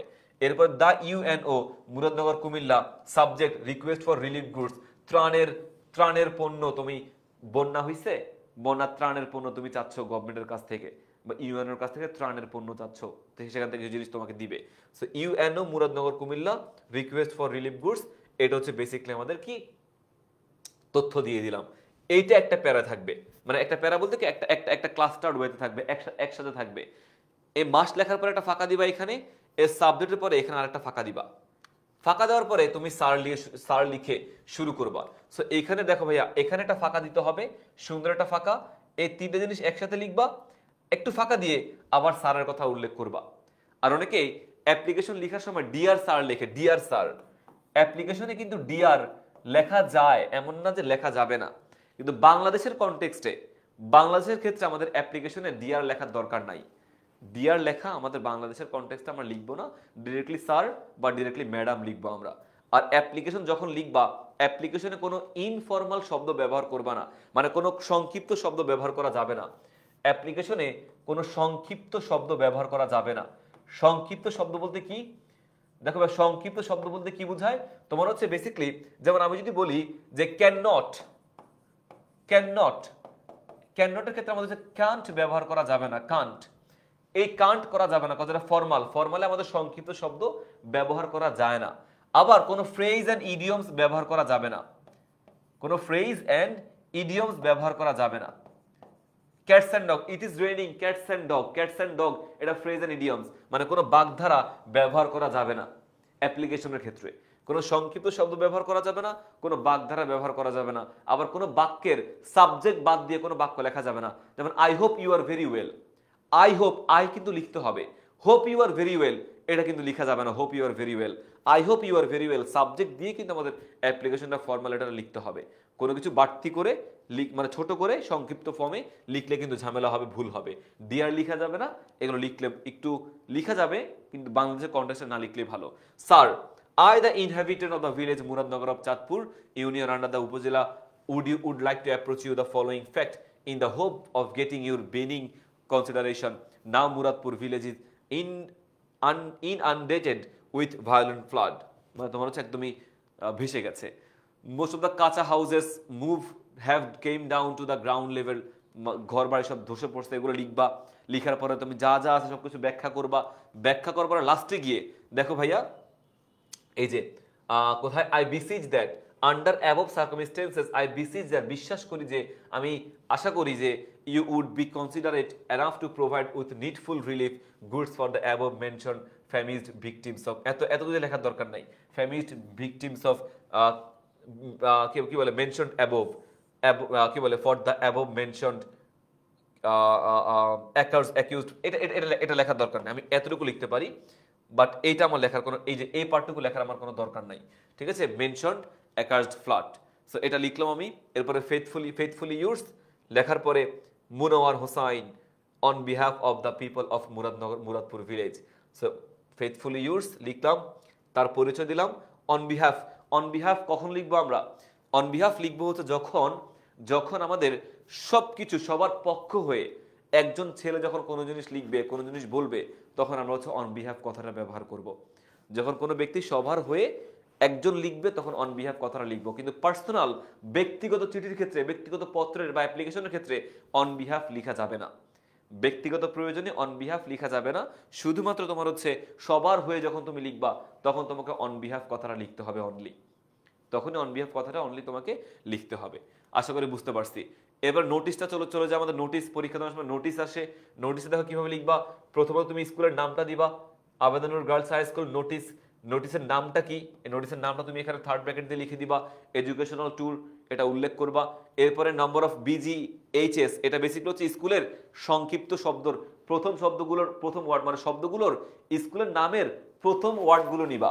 প্রথম ওয়ার্ডগুলো নিয়ে একটা দিয়ে দিবে, একটা নাম দিয়ে দিবে হবে। যেমন BGHS গার্লস হাই স্কুল, এই যে GHS, বিটা জাস্ট আবেদা বা সামথিং, বিটা কেন I don't know, but beta তুমি বি এর জায়গায় সি দাও, সমস্যা না। বি এর জায়গায় তোমার কি বলে এটাকে ডি দাও, তাতে কোনো প্রবলেম নাই। জাস্ট নাম্বার, একটা র্যান্ডম নাম্বার দিয়ে দিবা, আর কোনো প্রবলেম হবে না এখানে। দেন এইটা, এরপরে ডেট, এটা আমরা দিয়ে দিব। সো এখানে বেসিক্যালি যখন তুমি নাম্বারটা সিলেক্ট করবা, এখানে স্কুলের প্রথম শব্দগুলো নিয়ে আসবা, প্রথম লেটারগুলো এখানে নিয়ে আসবা। দেন তারিখ দিবা, তোমার মতো একটা সংখ্যা দিবা, দ্যাটস ইট। ডেট দিয়ে দিবা, ডেট দিলে আমাদের ডান। এরপর তোমার মতো করে ওই নোটিশটা লিখে দিবা, যে নোটিশটা কি আমাদের হচ্ছে এই যে স্টাডি ট্যুর, এডুকেশন ট্যুর, এটা দেওয়ার পরে হচ্ছে বেসিক্যালি আমরা শেষ করে যাব। অ্যান্ড কি কি লাগবে, কোনো স্পেশাল কোনো জিনিস মেনটেন করতে হবে কিনা, স্পেশাল জিনিসগুলো মেনটেন করতে হবে কিনা, ডেট, প্লেস অ্যান্ড কমেন্সমেন্ট ফেব্রুয়ারি 1 তারিখের মধ্যে ফুল থাকতে হবে। এত তারিখ আমাদের হচ্ছে কি বলে যেতে হবে, চার্জ 750 টাকা করে আমাদের চার্জ, মানে নোটিশের ক্ষেত্রে বিশেষ কোনো বিষয় থাকলে সেগুলো উল্লেখ করে দিতে হবে। থিংস টু বি টেকেন কি কি নিতে হবে, পার্সোনাল কিট নিতে হবে, গার্ডিয়ানের কনসেন্ট মানে গার্ডিয়ান ইচ্ছা আছে, গার্ডিয়ান তোমাকে অনুমতি দিচ্ছে সেটা, দেন ইনোকুলেশন সার্টিফিকেট, যা যা আছে মানে কোনো জিনিস থাকলে তুমি সেটা উল্লেখ করে দাও, বলো এখানে থিংস টু বি টেকেন, বিশেষ কোনো জিনিস উল্লেখ করলে তুমি এখানে দিয়ে দিলা। That's it. এ হচ্ছে মোটামুটি আমাদের কি, এ হচ্ছে এগুলো আমাদের বেসিক্যালি নোটিসের ক্ষেত্রে। আর বেশি কিছু নোটিসের ক্ষেত্রে লেখার দরকার নাই, দেখার দরকার নাই। নোটিস খুবই সহজ, খুবই সহজ। পরীক্ষাতে নোটিসটা খুবই কম আসে, অ্যাপ্লিকেশনটা খুব বেশি আসে। সো নোটিসটা দেখে নিও, আইডিয়া নিয়ে যাও, বাট ওভাবে গুরুত্ব বা প্রেশার নেওয়ার কিছু নাই। নোটিস খুবই কম আসবে, হওয়ার সম্ভাবনা খুবই কম, বাট হু নোজ, যদি দিয়ে দেয় তখন কি করবা, অ্যাটলিস্ট দেখে যেও। এরপরে লাস্ট পার্টে চলে আসছি আমরা আজকের ক্লাসের, গ্রাফ এন্ড চার্টে চলে আসছি। গ্রাফ এন্ড চার্ট বেসিক্যালি তোমার হচ্ছে তথ্যর উপাত্ত দেওয়া থাকে, এখানে চার্ট দেওয়া থাকে, বার চার্ট দেওয়া থাকে। ওই বার চার্টটা তোমাকে হচ্ছে নিজের মতো করে ব্যাখ্যা করতে হয়, নিজের মতো করে ব্যাখ্যা করতে হয়। গ্রাফ এন্ড চার্ট মূলত 3টা ভাগে লিখবা, 3টা ভাগে গ্রাফ এন্ড চার্ট লিখবা। সেম প্যারাগ্রাফের কথা মনে আছে, যে topic sentence, supporting sentences, concluding sentences মনে আছে না? মনে আছে। গ্রাফের ক্ষেত্রেও এই 3টা পার্ট ফলো করবা। প্রথমত গ্রাফ এন্ড চার্টটা কি সম্পর্কে এটা তোমাকে উল্লেখ করতে হবে, যে গ্রাফ এন্ড চার্টটা আমাদের শিক্ষকতার হার নিয়ে বা দারিদ্রতার হার নিয়ে, পোভার্টি রেট বা ইন্টারনেট ইউজার রেটের উপর বেস করে গ্রাফ এন্ড চার্ট। সো টপিকটা তোমাকে সবার শুরুতে উল্লেখ করতে হবে গ্রাফ এন্ড চার্টে। গ্রাফ এন্ড চার্টে তোমার হচ্ছে টপিক সেন্টেন্সে উল্লেখ করতে হবে। এরপরে ওই টপিক সেন্টেন্স লেখার পরে গ্রাফ এন্ড চার্টে যে তথ্যগুলো আছে, সালগুলো আছে, এই সালগুলো তোমাকে ব্যাখ্যা করতে হবে, এবং লাস্ট অফ অল গিয়ে তোমার হচ্ছে একটা কনক্লুডিং সেন্টেন্স দিয়ে দেওয়া। এই তিনটা জিনিস তোমাকে উল্লেখ করতে হবে, টপিক, সাপোর্টিং এবং আমাদের কনক্লুডিং সেন্টেন্স। দেখো, বিস্তারিত বর্ণনা দেওয়া থেকে বিরত থাকতে হবে গ্রাফ এন্ড চার্টে। খুব বেশি কিছু লেখা যাবে না, এত বেশি লেখা যাবে না যে পৃষ্ঠার পর পৃষ্ঠা লিখছি, এমনটা হওয়া যাবে না। বর্ণনায় মূল বৈশিষ্ট্য এবং তথ্য উপাত্তের দিকে দৃষ্টি দিতে হবে। ধারণা বা অনুমান নির্ভর তথ্য সংযোজন করা যাবে না, মানে অনুমান করছো, I think it can be happened, লেখা যাবে না। I think the rate will be এত, দ্য রেট উইল বি 20%, 25%, লেখা যাবে না। আই থিঙ্ক, ইউ থিঙ্ক, এটা তোমার চিন্তা ভাবনা না, এটা পরিসংখ্যানিক তথ্য। তুমি নিজের ভাষায় নিজের অনুমান করে কিছু লিখতে পারবা না। তথ্যপত্র যথাসম্ভব পরিষ্কারভাবে তুলে ধরতে হবে, ডেফিনেটলি আমাদের পরিষ্কার করে সবকিছু তুলে ধরতে হবে। আর কলাম, রো, গ্রাফ কিংবা চার্টের তথ্যপত্রকে যথাসম্ভব তুলনামূলক বিশ্লেষণ আকার তুলে ধরতে হবে। এই কথাটা খুবই খুবই ইম্পর্টেন্ট। তুলনামূলক বিশ্লেষণ মানে আমাদের কম্প্যারিজন করতে হবে, কম্প্যারিজন এবং কন্ট্রাস্ট করতে হবে। 2006 সাল থেকে মনে করো 2015 সাল পর্যন্ত গ্রাফ দেওয়া আছে। 2006 থেকে 2015 সাল প্রত্যেকটা হাইয়েস্ট কত, হাইয়েস্ট রেট কত, লোয়েস্ট রেট কত, এই দুটো সালের মধ্যে কম্পেয়ার কন্ট্রাস্ট করা, যে কোন সালে হাইয়েস্ট, কোন সালে লোয়েস্ট, কোন সালে কতটুকু বেশি হয়েছে। 2006 সাল থেকে 2007 সালে কতটুকু বাড়ছে, 2007 থেকে 2008 সালে কতটুকু কমছে। সো এগুলোকে আমাদের কম্পেয়ার কন্ট্রাস্ট করতে হবে, কোন সালে বেশি হয়েছে, কোন সালে কম হয়েছে, এই সাল থেকে এই সালের পার্থক্যটা কি, কোন সাল টপে আছে, কোন সাল সেকেন্ডে আছে, কোন সাল থার্ডে আছে।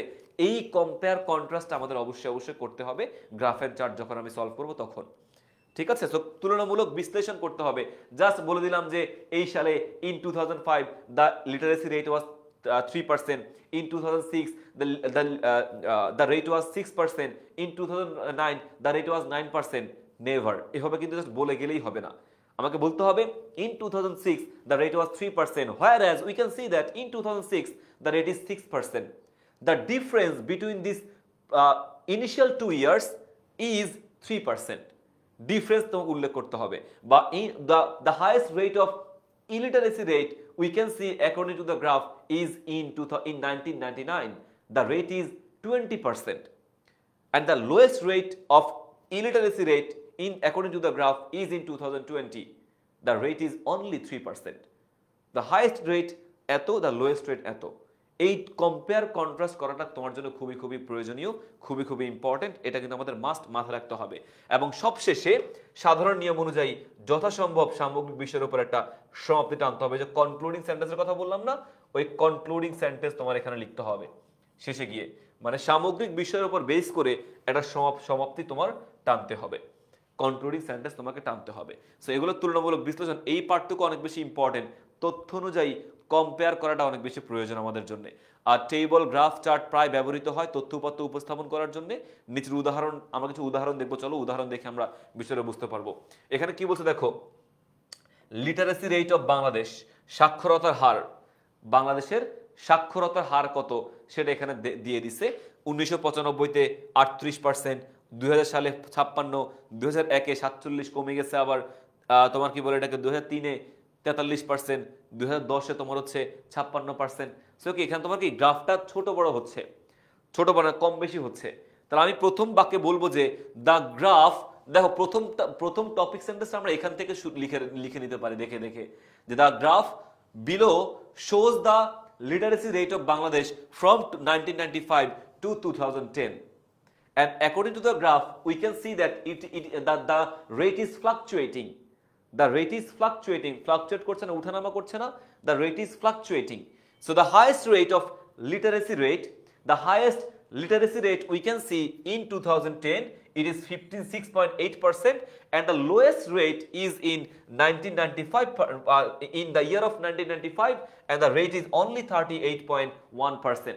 The difference between these 2 years, 2010 and 1995, বিয়োগ করে কত হয় 18 পয়েন্ট সামথিং, 18.7% তোমার হচ্ছে ডিফারেন্সটা ক্রিয়েট করতে হয়। and the after in 2005, after 5 years, in 2000 the rate increased to বেড়েছে কততে 56% এ বেড়েছে। but in 2001 the rate declined to কমেছে 14.9%. the difference from this 2001 and 2002 is 3.1% or something like that. Sorry, 3.9 point something like that হবে আমাদের এখানে। So এই যে গ্রাফটা কি করছে, আমরা কম্পেয়ার কন্ট্রাস্ট করছি, জাস্ট ব্যাখ্যা করে চলে গেলাম, বলে গেলাম হবে না ভাইয়া এভাবে। কম্পেয়ার কন্ট্রাস্ট করাটা আমাদের জন্য খুব বেশি প্রয়োজন গ্রাফের ক্ষেত্রে। দেখো, the graph shows the literacy rate of Bangladesh over period of 16 years from এত টু এত থ্রু ভার্টিক্যাল কলামের মাধ্যমে দেখাচ্ছে। সো এটা আমাদেরকে টপিক সেন্টেন্স হইছে। এরপরে according to the graph in 1995 the rate is এত, ঠিক আছে। এরপরে দেখো, the 5 years it increase greatly 2000 the rate stood এত, দ্য রেট স্টুড, সুন্দর একটা লাইন এখানে ওয়ার্ড এখানে উল্লেখ করছে, দ্য রেট স্টুড এট এত, but sadly after 2000 the rate began to decrease, 2000 সালের পরে কমা শুরু করছে, এন্ড এটা তোমার কত পার্সেন্টে গেছে, এত পার্সেন্টে গেছে। স্টেকিং টু দিস ডিক্রিজিং টেন্ডেন্সির পরে 2003 সালে আবার কমছে, টেন্ডেন্সি কমে এটা আবার এত পার্সেন্টে কমে গেছে।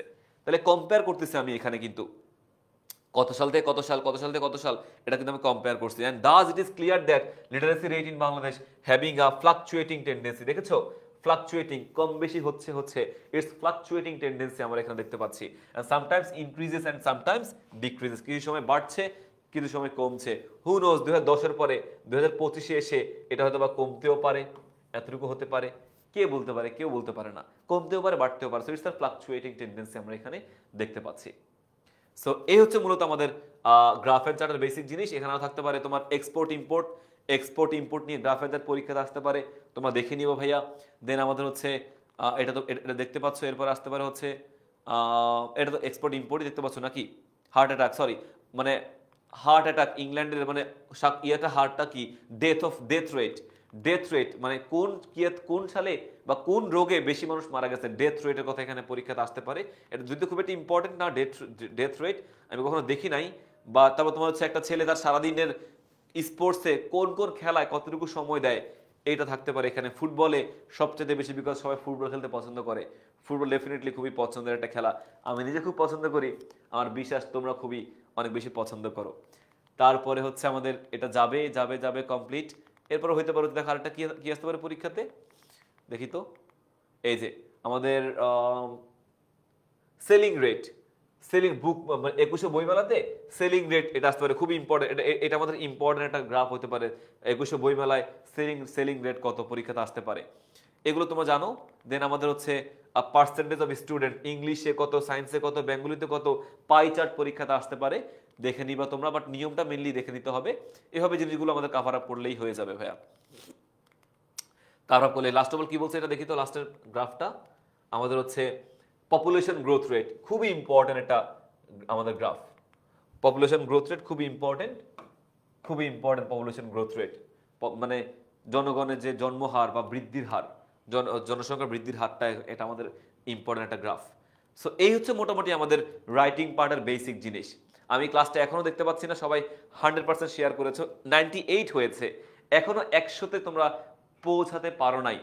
এই ক্লাস শেয়ারটা এখনই শেয়ার করে এটাকে 100 করতে পারি তো আমরা চাইলে, আমরা এখনই শেয়ার করে এটাকে 100 করতে পারি। যদি ক্লাস শেষ শেয়ার করে হয়তো বা কেউ ক্লাসটা পাবে না, কিন্তু তুমি শেয়ার করলে হয়তো বা সে রেকর্ডটা অ্যাটলিস্ট পেয়ে যাবে, রেকর্ডটা অ্যাটলিস্ট পেয়ে যাবে।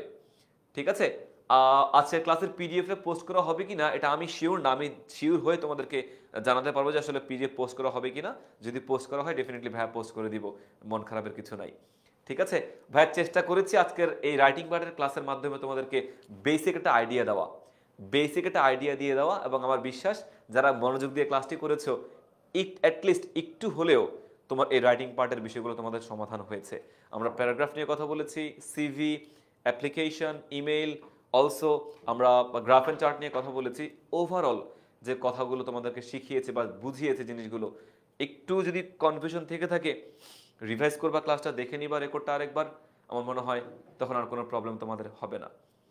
ঠিক আছে, আর ফর্মাল লেটার কি 1 পেজ? বাই দ্য ওয়ে, খুব কথা বলে সাগরনাথ, আমরা অ্যাপ্লিকেশন বা ফর্মাল লেটার 1 পেজের মধ্যে শেষ করব। অনেকে 2 পেজ লিখো, অনেকে 2 পেজ লেখে, যে বাম পাশ থেকে শুরু করে ডান পাশের লেখাটা লিখে। সো এটা মানে left hand side, right hand সাইডে, লেফট হ্যান্ড সাইড থেকে শুরু করে রাইট হ্যান্ড সাইড পেজে তোমরা পরবর্তীতে আসো, বাট এটা করা যাবে না। অ্যাপ্লিকেশন 1 পেজের মধ্যে শেষ করবো আমরা অলওয়েজ, 1 পেজের মধ্যে। তুমি চিন্তা করে দেখো, তুমি যখন কোনো স্কুল কলেজে যাও, তুমি যখন স্কুলে কোনো টিচারকে অ্যাপ্লিকেশন লিখো বা যে কোনো জায়গায় অ্যাপ্লিকেশন লিখলে কি তুমি 2 পেজে অ্যাপ্লিকেশন লিখো? নেভার। সো পরীক্ষাতে আমরা 1 পেজের মধ্যে শেষ করব। ইম্পর্টেন্ট জিনিসগুলো আনবো, সবকিছু আনার দরকার নাই, 1 পেজের মধ্যে যাতে লেখা যায় এই জিনিসটা আমাদেরকে একটু মেনটেন করতে হবে। বুঝতে পারছি? ওকে, আর বেশি কথা না বলি, ক্লাসটা তোমাদের কেমন লেগেছে শেয়ার করতে ভুলবা না। পাশাপাশি হচ্ছে তোমাদের কি বলে এটাকে, ফিডব্যাক বলিবা, এটা আমাদের জানাতে ভুলবা না যে কেমন লেগেছে, কি কি চাও তোমরা আসলে ইংলিশের উপর, আর কি কি চাও সেটা জানালে পরবর্তী ক্লাসগুলো তার উপর বেস করে আমরা সাজাতে পারবো, তোমাদের শিখাতে পারবো। সো বিষয়গুলো আমাদের গ্রুপে, যে গ্রুপটা আছে, আমি আবার বলি আমাদের যে গ্রুপটা, তোমাদেরকে একটু হাইলাইট করে দেই। ওকে, কিপ, আমি যদি একটু যাই, আমাদের দুটো জিনিস এখানে বলেছি তোমাদেরকে শুরুতেই, সেটা হচ্ছে যে আমাদের একটা ফ্রি কোর্স আছে, শেষ মুহূর্তের সাজেশন যে কোর্সটা, এই কোর্সে যারা যারা এখনো মানে ভর্তি হওনি, ফ্রিতে দিচ্ছে। সো হোয়াই তোমরা ভর্তি হচ্ছ না, কেন হচ্ছ না? দ্রুত এনরোল করবা, এখানে সমস্ত ক্লাস শেষ মুহূর্তে এসে তুমি পেয়ে যাবা, পরীক্ষার জন্য খুবই ভালো হবে তোমার। অ্যান্ড এই যে গ্রুপটা আছে এসএসসি 25 ফ্রি এ প্লাস সাজেশনস যে গ্রুপ, এখানে তোমার সমস্ত কিছু প্রয়োজন, ফিডব্যাক, কি চাচ্ছ আমাদের কাছ থেকে, ক্লাসের ফিডব্যাক, সবকিছু তুমি এখানে জানাতে পারো। আমরা এখানে অ্যাক্টিভ থাকবো, তোমার প্রয়োজন আমরা এখানে দেখবো ইনশাআল্লাহ। আজকে এতটুকুই থাকুক, আর বেশি কথা না বলি, দেখা হবে অন্য কোনো সময় অন্য কোনো ক্লাসে। অ্যান্ড টিল দেন সবাই সুস্থ থাকো, ভাইয়ের জন্য দোয়া করো, তোমাদের পরীক্ষা দারুণ হোক, প্রিপারেশন ভালো হোক, এবং বোর্ড পরীক্ষায় পরিপূর্ণ প্রস্তুতি নিতে থাকো তোমরা। আল্লাহ হাফেজ, আসসালামু আলাইকুম।